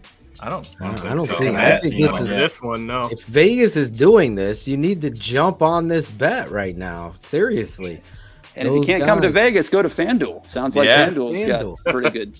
FanDuel doesn't have one for Kmet that I've seen. Oh no. No, I'm looking right now, and they have Darnell Mooney, but they don't have him. Yeah, the Montgomery 800.5 is minus 102 on FanDuel. What do you mean minus 102? What does that mean? So if you bet $50, you win $49.02. Right. That's right. Oh. So what'd you? Because DraftKings has 585. What do you have in Vegas? No. For Cole, it's 585. Oh, it is. Okay, same one. Yeah. That's the same. They both have the same. Yeah, DraftKings has 585 over. Okay. So there you go. Who's next? Ivan. I'm going to go with over. On both? Yeah, on both. There you go. Going over. Jackal. Yeah, I think you hammer the over here. like Claudio said, he's a sleeper for fantasy, but at the same time, he's been a monster even in a shitty offense last year. I thought, I think the potential is there, and he could be one of the top like 5-6 tight ends this year based on the connection with Fields and this offense with Getsy. I really like it. I love that bet. These are reasons why people are sleeping on the Bears. You're seeing the guys, all picking the over here with Cole Kmet. I talked about it with Chris Emma earlier in the show. He was the guy that I felt has done a 180 in his football personality on the field. I feel I'm watching him, and he's dipping pads. He's running through people. He's running his routes. He's catching the football. This is a team that didn't even fucking practice scramble drill. Can you imagine? Yeah, that came right out of Darnell Mooney's mouth. Well, I saw it on tape. I'm like, this is not. Anyway, Cole Kmet, Mr. Brett Maly. Are you doubling up? Over. Yeah, definitely. And I've got him on my main fantasy league. So I'm praying what Shane says comes true. 2 touchdowns right out of the chute. That'd be sweet. Yeah. Nice. Alan Bratcher. Over. 773 yards, 6 touchdowns. There you go. He even has the statistical fortitude. 773. 773. I'm definitely going with the over with you guys. Totally agree. I don't know where he's going to be, but it's definitely over 500. And he's definitely going to have more than 5 touchdowns. I could tell you that. Yeah. Oh, yeah. So there you go. And Cole Kmet. What else do you have? We got, how about Darnell Mooney? I'll do both the total for yards and touchdowns. Right now, the over-under here in Vegas is 950 for yards and touchdowns, 5.5. That 0.5 again. Boy, FanDuel sure. Wow. 925.5 for FanDuel and 4.5. Wow. Yeah. Got it. Go to FanDuel. They must charge a commission or something. I don't know. Minus 118 for the yards and minus 112 for the touchdowns. Huh. Yeah. It's wild. Who's this? Mooney. This is Darnell Mooney. Yeah. Okay. Let's stick to Vegas. Make it a little more challenging. Yeah. Yeah. You said what were the touchdowns? Were what, 5.5? Touchdowns were 5.5 for Mooney. Yeah. I'm gonna go over on the yards and under on the touchdowns. Okay. Oh, what were the yards again? 950. 950 under on the Straight, touchdowns. You're going. Okay. 950 and 5.5. Claudio, where are you with your boy? You really have to ask me, honestly. Ivan, just go. You know what the fuck I'm saying. No, I just do. Listen. Mo Mooney. Everybody's starting to pick up. Yeah, exactly. Mo Mooney is right. This dude, he's gonna ball out. I think he's gonna be a top receiver. I mean, I think he's definitely going over for sure. There you go. Yeah. Ivan. I'm going to go over-under. I think it gets the yards. I think he goes over 1,000 for sure. But I think with Kmet, even with the running backs, like in the red zone, I think Darnell Mooney might be the odd man out there. I think the yards are going to be there. Don't get me wrong, but I think the touchdowns might not. Big plays are nice. Can Mooney make some of those big plays that we don't sit in the red zone? We just have done things that we don't normally see, Shane, for years with a catch at the 40 that turns into a home run all the way through. These are the things that you develop, that cohesiveness in the offseason, and it seems like Darnell and Justin have worked the hardest together. Chris Jackal, where are you going?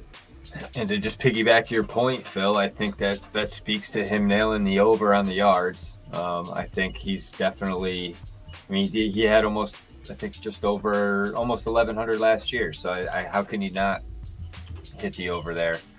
And I think he's going to hit the touchdowns too. Speaking of the connection, he's going to be a guy that Fields is comfortable with getting the ball to. And as you said, he can make things happen, making plays that aren't designed necessarily for 6, turn it into 6. So I like that.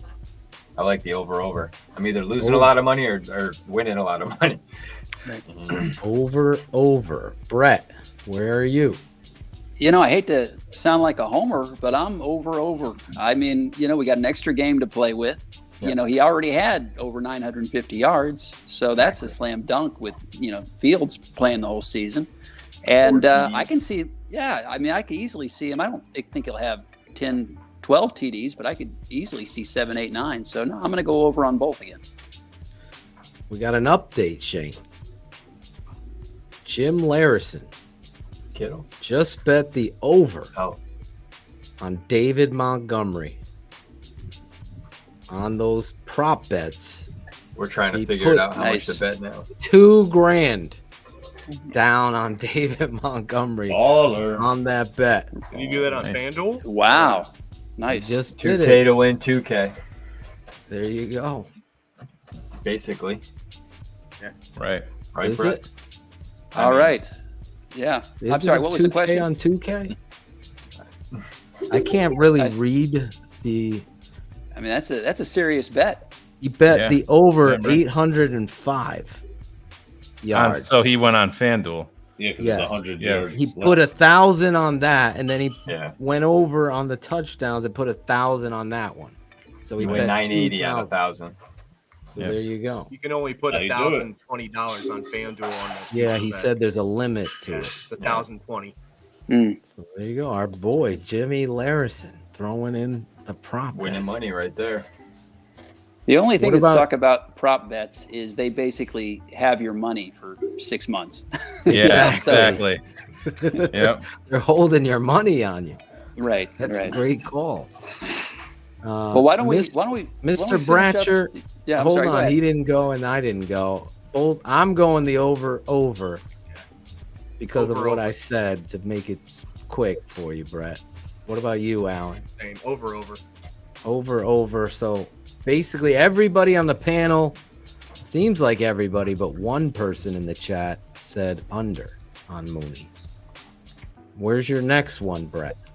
Well, why don't we go to the man of the hour, the man of the season, Justin There it Fields. is. There it is. All right. Now I got a lot of Justin Fields. He's one of the only Bears players that has multiple prop bets because he's really the face of the team. So, I mean, some of these other teams have got 5, 6, 7 players. So, but for Justin Fields, we've got several bets. We've got total passing yards for the season, 3,300. We've got passing TDs, 18.5. Rushing yards, 499.5. And rushing touchdowns, 3.5. Oh, wow. 495 yards rushing, was it? 499.5. Oh, 499. 500. Got to get that 0.5 in there. Got to get 500 So to win that. you want me to kick it off? Yep. So the yards were 3,300. 3,300 passing yards. I'm going under on that. Going under 3,300. Under 33. Yep. Okay. I'm going All right. to. Now, Shane, real quick, why do you think that? Do you think they're just because they're going to be run heavy? Do you think there might be an injury? You might miss a couple Yep. games? I think their plan, especially early, I think they're gonna run. I think they're gonna run a lot. Okay. I think that's their philosophy, especially early, to settle this offensive line in. Phil, you could speak to that a little bit as an offensive coach, to get your guys up front prepared and locked in. Running the football's the way to do it. And I think absolutely. I think that they're gonna. I think that there's a reason that they brought in running backs. I mean, they put Evans on the practice squad. They drafted Treston Ebner. They obviously like Khalil Herbert, and then you got the workhorse in Monty. I just think that there's going to be, and like I said, I think And a fullback. Yeah, fullback, exactly. I just think that, especially early, I think you'll see the passing game cranked up a little bit more late.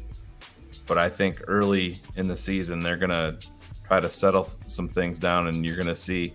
You look to San Francisco. You know what I mean? Right. If you can win running the football and kicking the shit out of other teams doing that physical nature, that just helps players buy into your philosophy that you've been preaching the entire time. And not saying that Justin Fields can't do it, but I think I feel more confident on the under with 3,300. Cam's going 39.99, but we got to go through those all, right? Yeah, we Yards. Oh, you didn't give them all? No, so it was the yards was 33. Let me write this down so I'm prepared. 18 and a half TDs. I'm going over for the touchdowns, over 18 and a half. Yeah, yep. I think that's pretty attainable. 499.5. 499.5 and touchdown yards. 420 last year. 420. Yeah, yes. I'll go over on that because it just speaks to what I was just saying. So you went under, 12 games. over. Yeah. And then the last one is 3.5 TDs. You had 2 last year. Rushing. Over. Rushing, sorry. Yeah. Over. Okay. So how many TD passes did they predict? 18.5? 18 and a half. What was the 5? What is that? Interceptions? No. No, there was no 5. Well, where did I get that? Maybe that's the 3.5. 0.5. All right. So 3,300, 18.5, 499.5, and 3.5 on the rushing TD. Right. Okay. To Ben's point, I agree with this. He will be the first. I just don't think it's going to be this year. Yeah, I think he'll also be the first 30 touchdown guy in Chicago Bears history. It's just I don't think that's happening this year. Juan? All right, yeah. I'll make it quick. I'm going to ditto you. Under, over. I agree exactly what you were saying, Shane. Yeah. Honestly. I think Ivan. Go ahead. Oh. No, go ahead. Ivan Vargas. Same thing. Under, over. Under 3,300 and everywhere else over. Jackal. I think he's going to hit the over on all of them. I mean, he's got to average over 195 yards to hit, 195 yards a game passing to get over 3,300.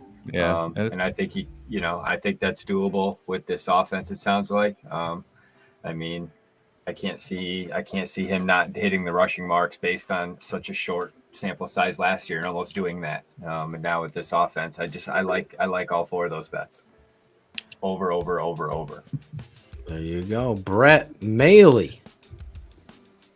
I think Shane's right. I think they're definitely going to be a run-first team. And for the first time in a long time, I actually believe the coach when he says that.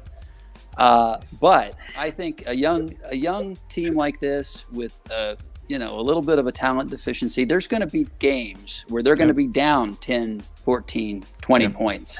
And they're going to need Fields to pass. Great point. I'm going to go over on the total yards. I'm going to go over on the TDs. I'm going to go under on the rushing yards. I think he'll run, but I don't think he'll get to 500. And then I am going to go over on the TDs. 3.5 seems pretty low. He'll have 5-6 touchdowns, I think. Nice. 30 yards a game. Where are you at? To hit the over. Alan Bratcher. I'm kind of the same there. I'm doing the under, over. I think it's 3,100 yards passing. I'd say just over 550 yards rushing, 5 or 6 rushing touchdowns, 22 passing. That's the number it keeps popping in my head. Just under 30 total. Just under. I am with Brett Maly here. 3,300. No, this dude's gonna get over that. I think he's going to be pushing towards that 4,000 mark that we haven't seen hit here this season. I believe he's going to get the over there on the passing yards. 18.5. He's going to get the over there. I think he's going to hit like 23. 499.5. I think he's going to get the under there. Yep. That he is going to stay in that pocket, move around and throw that football and get those yards. And then I believe he's going to score 6 touchdowns running. So I have it the other way. Over, under, over. There you go. He might be just a yard short of 4,000, but I think he's going to get close to that. Have we ever had a 4,000 yard? Nope. No. Never 4,000. Yep, never 4,000. Never 30 touchdown season. Yeah, I don't think only team in the NFL. 30, I don't think he's going to get a 30 touchdown pass, but bold prediction. Let me say it. He's going to get the 4,000 passing yards. Wow. He's going to get it. I believe it. He's got 17 games to do it. Hopefully he stays healthy. Knock on wood. I really love Justin Fields off action and boot. I've been super impressed with his accuracy and what this run game does. I mean, you heard me pounding the table for this fucking thing for even Matt Nagy. He couldn't figure it out. Couldn't figure his ass from his elbow out either. So there you go. We'll see. Over, under, over is also the same move that Jackal's been practicing the last 4 nights. Bob and weave, baby. Brett, is there one last prop bet?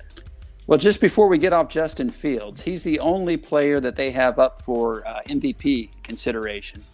And right now his odds are plus 8,000, which basically means if you bet $100, you win 8,000.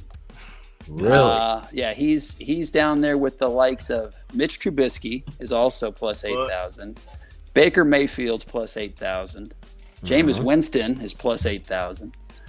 The leaders, the ones that they that are the chalk that they expect will win. Josh Allen right now is at plus 650. So if you bet him for MVP, $100, you'll win 650 at the end of the season. They've got Tom Brady at 850. Mahomes at 900. Aaron Rodgers at 1,000 plus 1,000. So I mean, if you really feel confident, you bet 100 on Rodgers, you can win 1,000. You win 1,000 if he's MVP. Wow. What do they have on Justin Herbert? I'll tell you. He's at same as Mahomes, plus 900. Okay. You win 900. I like that one. Remember when people told me Josh Allen couldn't play in the NFL, Phil? You're done. Oh, he's got the best MVP odds. Plus 650 is easily the best. I was speaking to friends. Those are my Super Bowl champs this year. The Buffalo Bills? Yeah. Going Bills. Scott Norwood jinx? No? I think if they wouldn't have blown that fucking game versus Kansas City, they are blown the freaking coin flip. Yeah. Yeah, that was tough. But they had the game won had they played. They pulled the Notre Dame defense, Ivan. Corn Planter wants to know Sam Mustipher's MVP odds. Let me see here. Right, he's right there with Byron Pringle. Right? Yes. Plus 78,000. You could just buy the Bears, basically. Yeah, I think he would be considered part of the field. Yes. What's Kirk Cousins? It's Kyle Brandt. All right. Oh my God, as Kyle MVP. Brandt is an embarrassment. MVP. I'm like, really? Are you kidding? Yes. Wait, yes. Michael Irvin also do that? Good out in Cali. I think Kirk Michael Cousins Irvin is plus 5,000. Plus, so you bet 100, you win 5,000. Yep. Jim might as well bet 100 there. Now, who would you like? Aaron Rodgers has won it twice now, right? Yeah. Right. I mean, he lost a lot of firepower around him. You got a lot of question marks, but I mean, I think Bratcher's guy. That's a great pick. Let me give you a stat that'll make you want to puke in your own lap about Aaron Rodgers that I saw today. So let me go back and it's bonkers. Where the hell was that? You have a surprise playoff team while you wait. So in Aaron Rodgers' last 138 starts, he has 301 touchdowns and 51 interceptions. In John Elway's career, he threw 300 touchdowns and 226 interceptions. Wow. That's just his last 138 games. 301 and 51. Wow. he hasn't even. Aaron Rodgers hasn't even thrown. Let me look it up real quick. I believe he's around like 85 interceptions since 2005 total. That's 8 years of that. The San Francisco 49ers took Alex Smith. Yep. That season. Bears took Mitch Trubisky. So he's got 449 touchdowns and 93 picks since 2005. That's insane. It's just, I mean, I know we all hate the Packers equally, but he's a great holy quarterback. shit. Different league too. He's a greater douche, though. You put John Elway today, he's on the Look at Me Now tour. He is great at playing quarterback. He is not great in the biggest moments. He has not been great. There is something to be said about those guys that are. And when he gets over that hump, he does have a Super Bowl under his belt. You know, the belt he kind of rings out, but doesn't. That a long time ago. Me fucking crazy whenever I see him do that. When he's playing the Bears. Discount double check. Yeah. Double choke. I loved when Robert Quinn did that. Yeah. In his face. You can't throw the ball 80% to fucking Devontae. I want to see somebody sack him and take the belt and then put it around their shoulder and walk away with it. That was hit him with it. That'd be dope. Let's see what I know this, and somebody in the chat said it. Cole Kmet asked after Rodgers, we were all there. TTNL was at that game, except for Shane, to be factual. I own you. If that's not a motivation for these Chicago Bears with Coach Eberflus, I don't know. Eberflus would never allow that to be. He probably would handle it professionally, but it certainly would be talked about way more. Right. And I bring up Cole because I thought he pussied out when asked about that. Speaking of toughness and amazing stuff, we got a breaking news, Shane. Breaking news. The Tape Never Lies Network. Breaking news. I'm not going to be bullets and tell you the Bears signed somebody to the team. I'm actually TTNL breaking news. An historic moment for TTNL is coming up. Obviously, the Bears versus 49ers are kicking off the season, and next Wednesday night. Fill time. Let me get a picture. To put up. Okay. Oh boy. Next Wednesday night. See, we don't have a script. I would have waited if I knew all this. I didn't know you were. I know, since there's no script. It'll take Brett, me 2 seconds. You have one more prop bet. So somebody in chat had mentioned Lamar Jackson was their pick for MVP. Yes. I just wanted to give them the odds. He's at plus 2,000. It seems like plus 2,000 is kind of a sweet spot. If I were betting, I'd look at the quarterbacks that are in that. They've got Kyler Murray plus 2,000, Derek Carr plus 2,500. Wow. That would be a nice little bet there. Yeah. Derek Carr. I agree. Because if he got starts catching lightning, he's got some weapons. That offense. Waller, yeah, Renfro, Devontae Adams. That's a good looking offense there. Breaking news, Shane. I don't know if you heard. TTNL, Bears Hour Live, Bears versus San Francisco, but next week, Wednesday night, keep it at 100. You're gonna want to lock it in. Lock it in, because the Tampa. You're not going to want to miss this one. The Tampa 2. Brett's going to be like, why the fuck didn't I come on next week when he hears this news? We are super excited, and thanks to Alan Bratcher. Throw it up there. Throw it up there. Where is Here it? is our guest next week, and this is no bullshit. Nope. There he Mr. Brian is. Urlacher. Brian, that's awesome. First ballot Hall of Famer. Brian Urlacher is jumping into the TTNL studios and talking about these Chicago Bears. And we'll look back a little bit on his teammates and some of the things with Coach Lovie Smith. Not going to be Eddie. Shane, we're bringing in Brian. Shane, I dare you to do the Snapchat filter of the bald head on him. I'll do. I thought already. You don't think I've already planned that? I'm 100% doing it. Shit ain't working, Brian. I'm like, Brian, I get off the plane. I'm driving into, taking an Uber with Claudio into Chicago, and all we see is these hair lacquers and all this. Remember that club? Those billboards. Yeah. So Brian Urlacher will be on with us next Wednesday night, 8:30 East, 7:30 Central. Looking back on opening day, the new era Bears. What are your thoughts, Brian? If it's a win, a loss, Urlacher, we're so excited about it. And shout out to Alan Bratcher. Jersey on. Lacking it up. Locking it up. My guy. Yeah. It's going to be a lot of fun. On Angelo's mom's dining room table when she makes banana bread. Yes. He was going to be on. He was going to be on this week. He was going to be on this week, but he didn't want to follow the Pawn Stars guy. Yeah, that's right. He's like, yeah, you can't. He's on vacation right now. That's the reason why. He almost did come on this week. It was almost this week. Okay. Yeah. But you know what? It's going to be a great September. Football is back. The Bears versus the San Francisco 49ers is going to be this Sunday.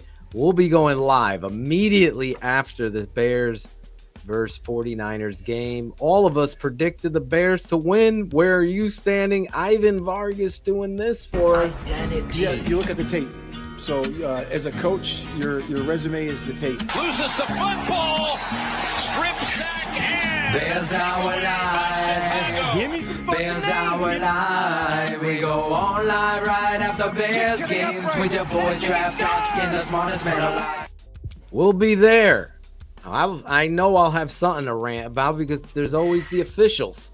And there's going to be drama. There's going to be pride. There's going to be passion and analysis for the Chicago Bears like nowhere else, as Ivan Vargas appeared as a guest on the show. But Ivan said it to me when he wanted to come on this network, like, yo, that's the place I go as a Bears fan to watch after the game. That's what I don't want this meatball bullshit. You and Shane fucking keep it at 100 on that, and I so appreciate that, and it means a lot to me. I'm excited, Brett. I know you love Bears Hour Live.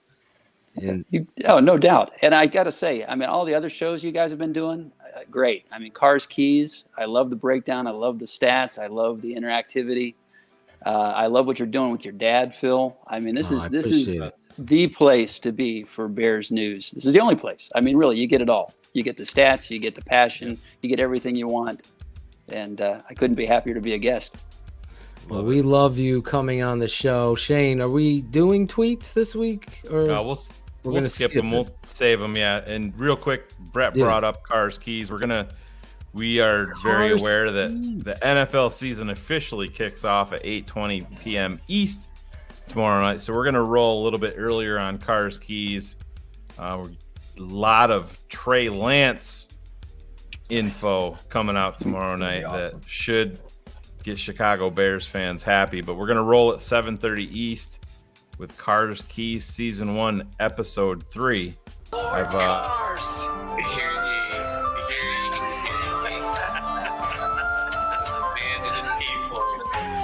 You know what's It seems like Cars Keys, Shane.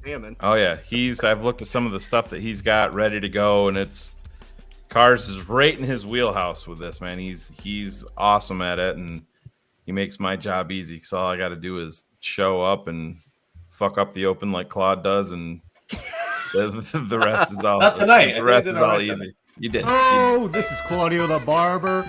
Yo, this is Claudio the Barber. Yo, this is Claudio the Barber. Yo. That last what didn't have enough. Gotta keep going. You gotta show Brett Michael. He knows Brett. Michael Myers. Michael will be coming back. Always Don't you worry. It always makes me Is laugh. Cut It Out gonna be back next week, Claudia? Yes, regular season. We're cutting it out of our show. So, man, that's fucking.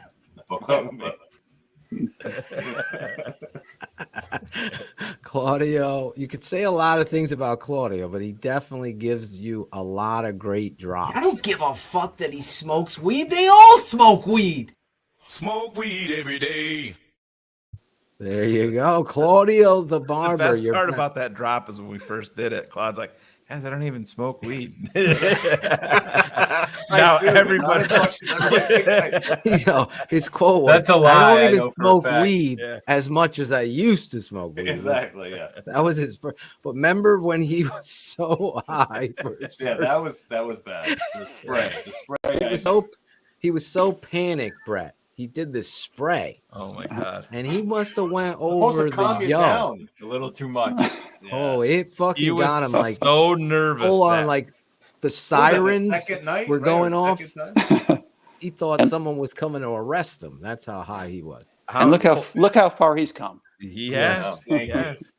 That's what Jackal said too. That first show, Claude.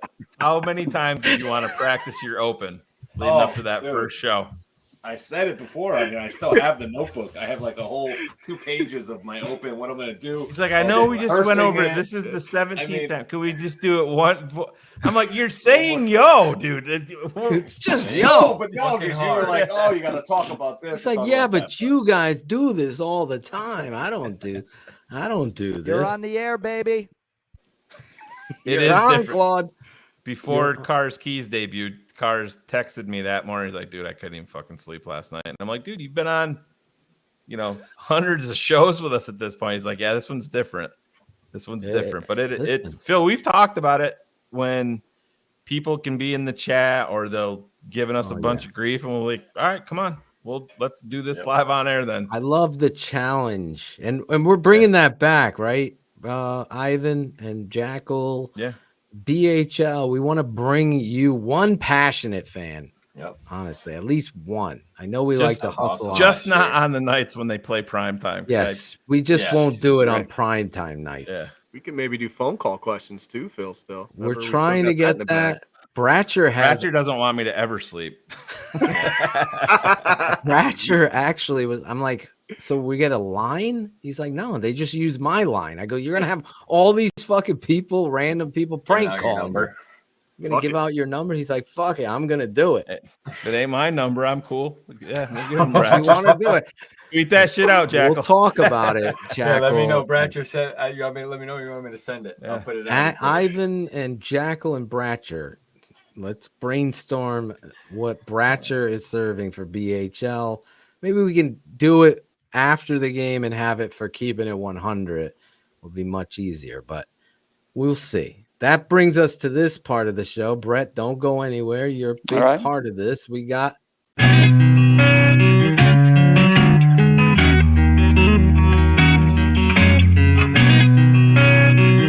shout out Tape Never Lies.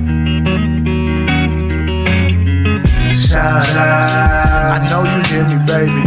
Shout out, I know you see me, baby. Shout out, we gotta holler at you. Keep it 100 crew, gotta show love too. Shout out, I know you hear me, baby.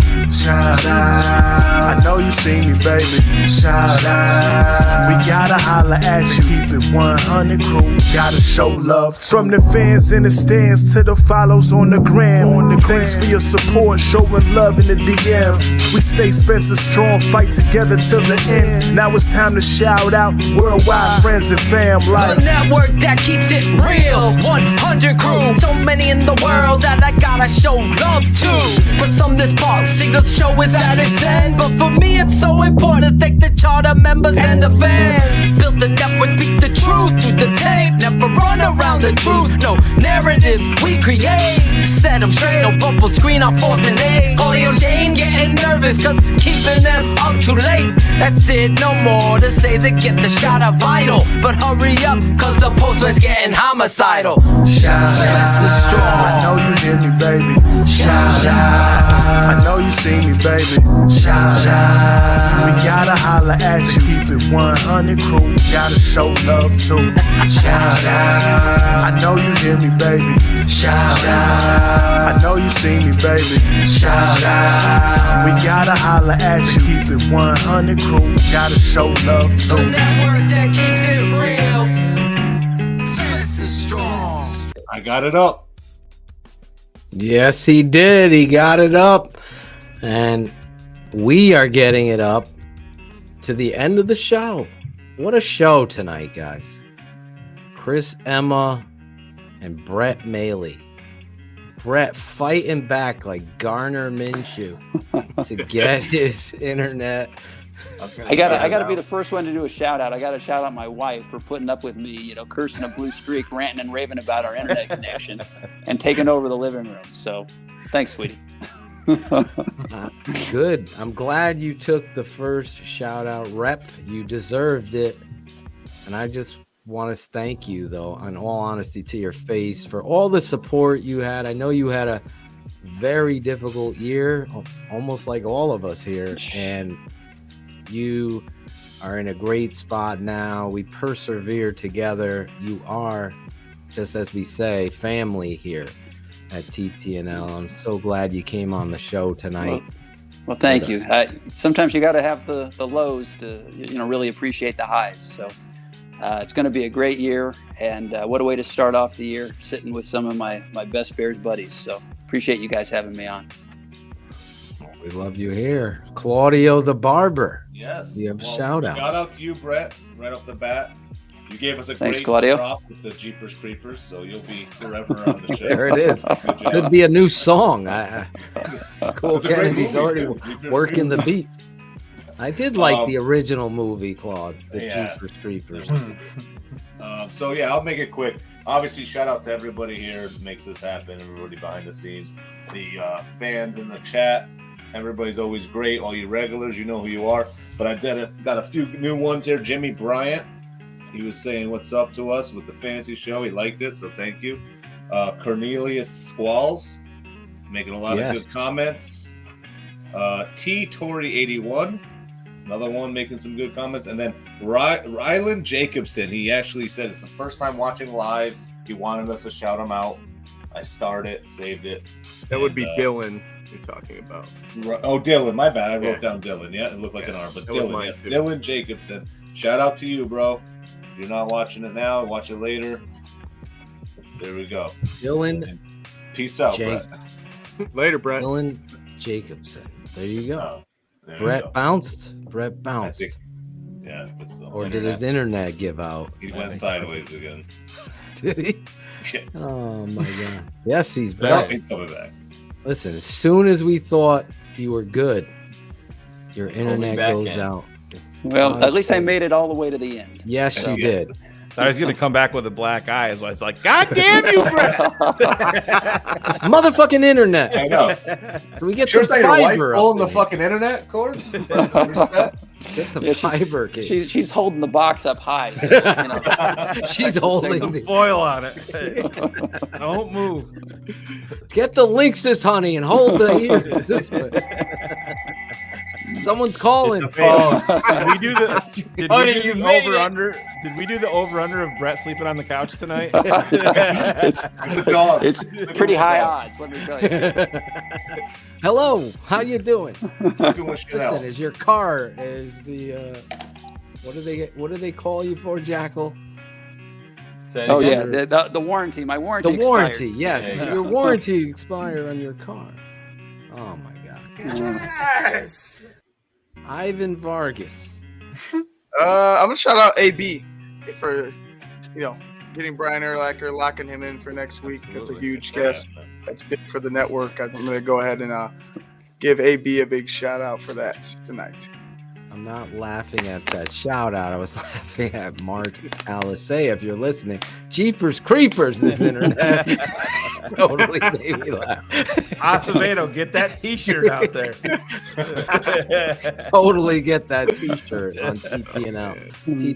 TTNLswag.com is open. The Smartest Man hoodies and a bunch of stuff we got coming out for you guys. Nick Welsh, Ron G, Claudio's 70 logos tee is in the works. And a bunch of other stuff over at TTNL Swag. We appreciate that. And I appreciate Ivan Vargas's shout out. Damn. Alan Bratcher.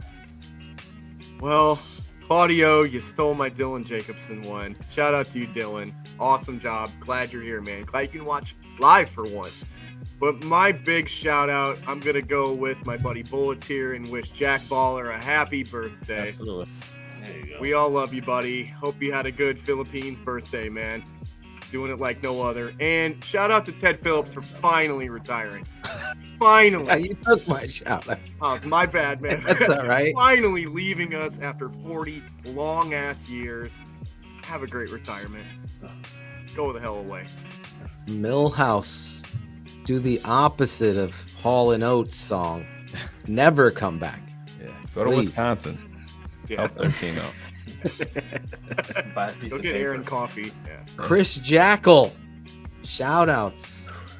Short and sweet. Shouting out everybody. Shouting out Brett's internet. It's nice to see we're hanging still. But thank you for joining us. And Chris Emma was awesome tonight. We got fucking week 1 is finally here. I'm shouting out NFL football. I'm shouting out Bears game against the fucking Niners. Let's go get this win. And shout out the 5 of you, if I can count correctly, the 6 of you that are here with Math me. is fun, right, Shane? Yeah. But no, I shout you guys out. The hard work, everything that's going on. Fucking Urlacher, AB. Way to go, my guy. What about your wife? Didn't she have a birthday? I want to save Jesus. this marriage, please. Better shout her out after the last 4 nights. I mean, shit. Over under for you sleeping on the couch. Shit. I don't know. No, hey, I'm she shouting turned 40. out My Dawn. wife, Dawn, 12 years on Sunday. And Nice. she turned 40. Nice, yesterday. congratulations. I can't believe. Yeah, thank you. She turned 40. She's a Shout beautiful out woman. Dawn Doesn't look a day Jackal. over 30. So there you go. Jack will need some toothpicks for those eyelids. Are getting a little closer. Tired, man. I had soccer practice. I had a long day at work. I am fucking beat on top of whatever else I've. Never mind. But You killed it, sounds bud. fun. Oh my God, I love you guys. Shane, you want to go short and sweet, or you got some big shout outs? Well, no, I had some shout outs, but I'm going to change them up on the fly like we do here. Very close friend of my family, a guy that I grew up with, one of my dad's closest friends. We called him DK. I don't want to put all of his info out there. He had been struggling, facing the cancer hurdle. After my mom got to ring the bell a couple of days later, DK got to ring it. So we were all happy. And unfortunately, his doesn't have a happy ending. His came back real quick and came back with a vengeance. And while we were live on air tonight, I got the unfortunate news that we lost him. So it's tough for my family. DK is a guy that whenever you met him, he always had a smile on his face, no matter what. I exchanged some texts with him last week, just letting him know that I loved him and was thinking about him. My life will be a little bit less bright without DK in it, but at the same time, I'm always thankful that he's in a better place and not hurting anymore. So that brings me peace. So DK, I love you. Heather, Chris, Janice, love you guys too. Sucks, but we hug each other and do it the way that DK would want us to do it. So that's my shout out. I'm sorry. I'm so sorry to hear that, man. I really am sorry for that. Damn. I was having such a great shout. Yep, I know. You got to pivot though. You do. You got the. You got to keep it 100.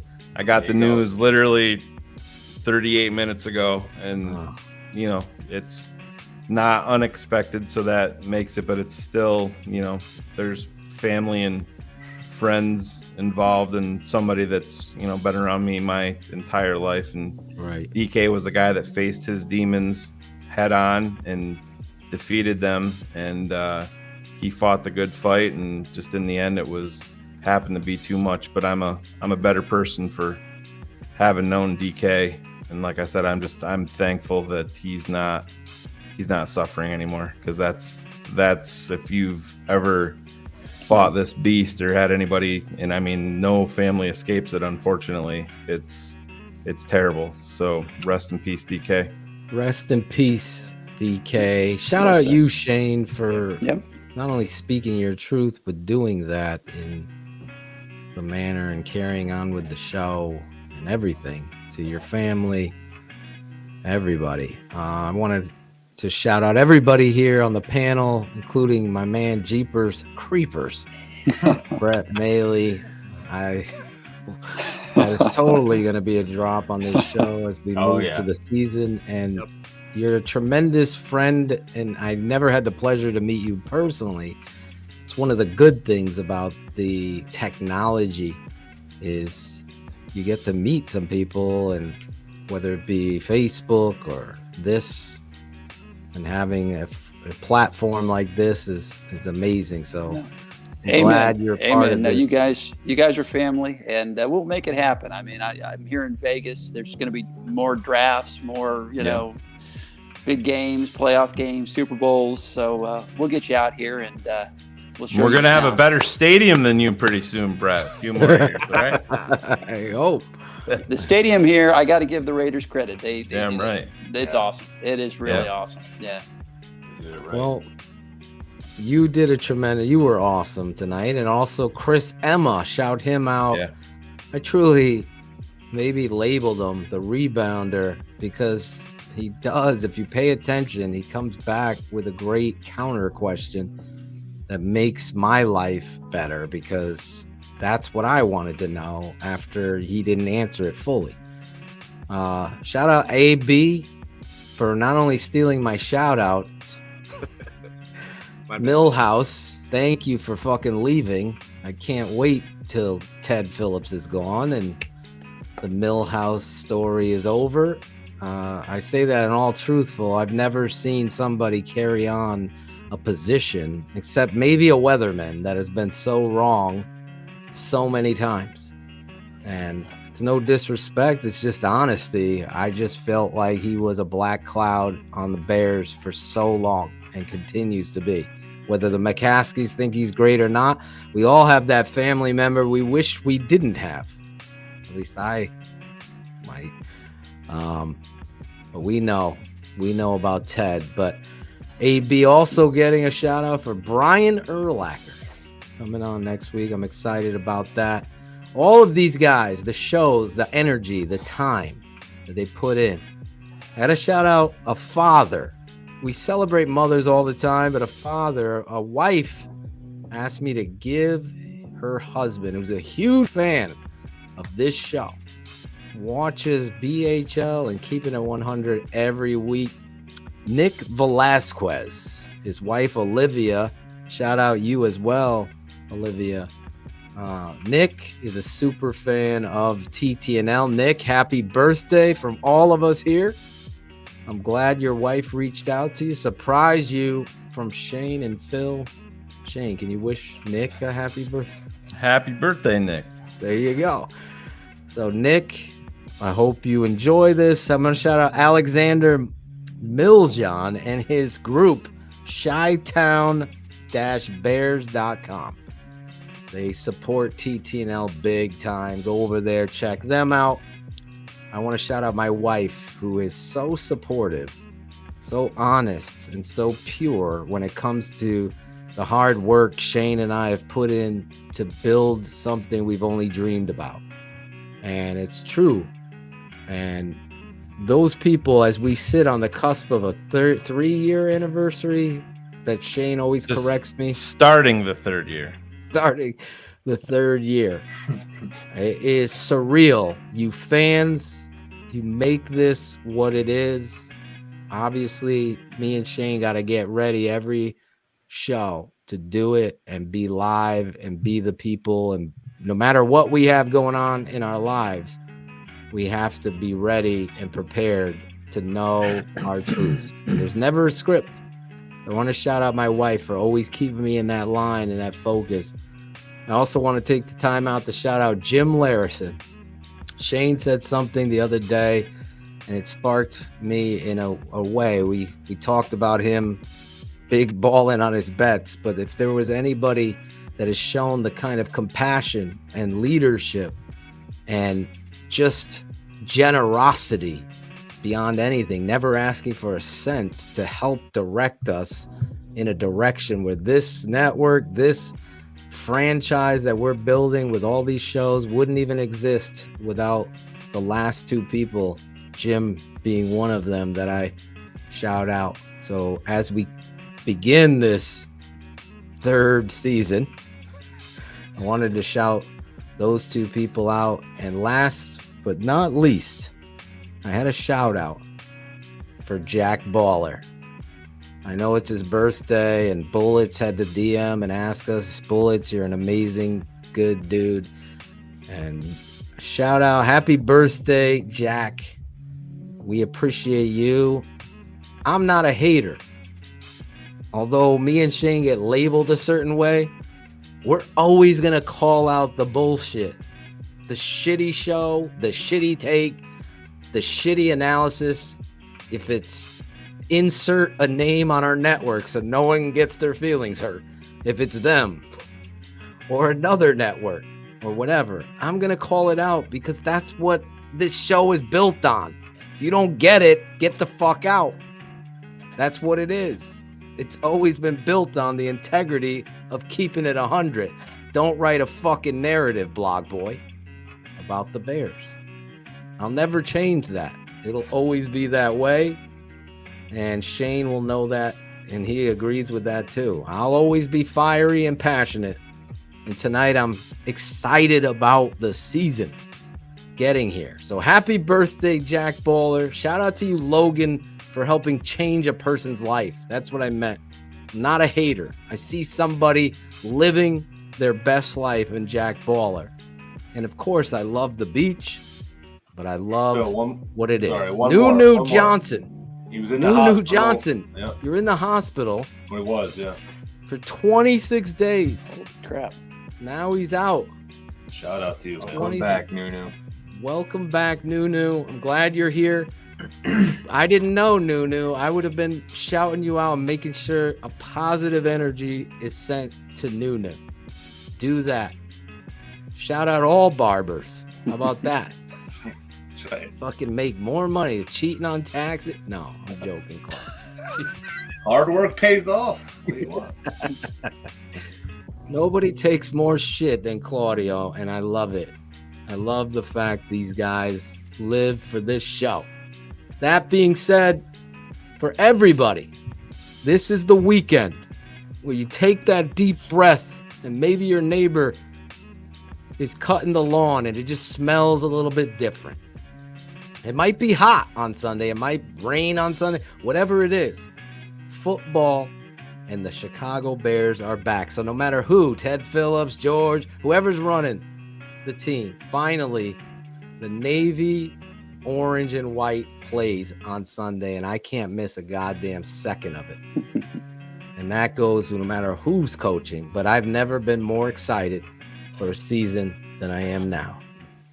Thank you, guys. Amen. We'll be back Sunday. Tomorrow, though, check out Cars Keys. My guy Cars, we missed you on this show. Might have to cancel Cars Keys and just bring him back on this show because I miss him busting his balls and him busting mine so much. I kid. Go check out that show, Cars Keys. And BHL, all of it will be back. If you're a patron, all of this paints are going to start up. And all the shows will be back with Chris Zorich. Our first show was a great show. Super 16 poll show. That's it. That's all I got to say and sell. For Shane Marsaw, the smartest man, the barber, the Ivan, the AB, the Jackal, and the Jeepers Creepers, my internet Jeepers. We'll be back next Wednesday night talking about 49ers Bears. Hopefully, Victory Wednesday. Have a great night. Go Bears. Draft Dr. Phil and the smartest man. Keeping it 100. Here we go. Trading up. 100. Yes! What? Here it is! Or just reported. I love all that. Keeping it 100.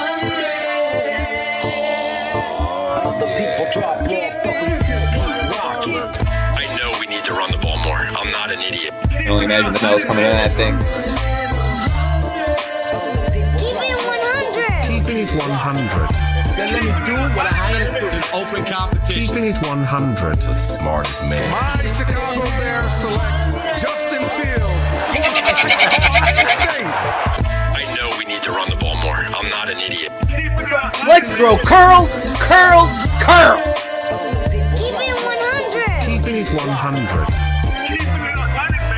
Open competition. Keeping it 100. The smartest man. My Chicago Give me a tackle or give me that. Quarterback, Ohio State. I think he can get up and go faster than a guy like David Montgomery. Nope. Draft Dr. Phil in the slide. I'm a born American boy. I know we need to run the ball more. The number one beer show on the planet. Get in somebody's ass today. Go fuck yourself. Keeping it 100. One time. Keeping it 100. The smartest man. What? Keeping it 100. 32 is the identity of your football. This has been a mystery for this shoe salesman for years. Don't come on our fucking show trying to be a pretentious fucking dickhead. Really, stats of a loser. Bill, could handle it? This is your dad's thing. Because it's going to show right up in that film, boy. Tape never lies. Prediction? Yes, prediction.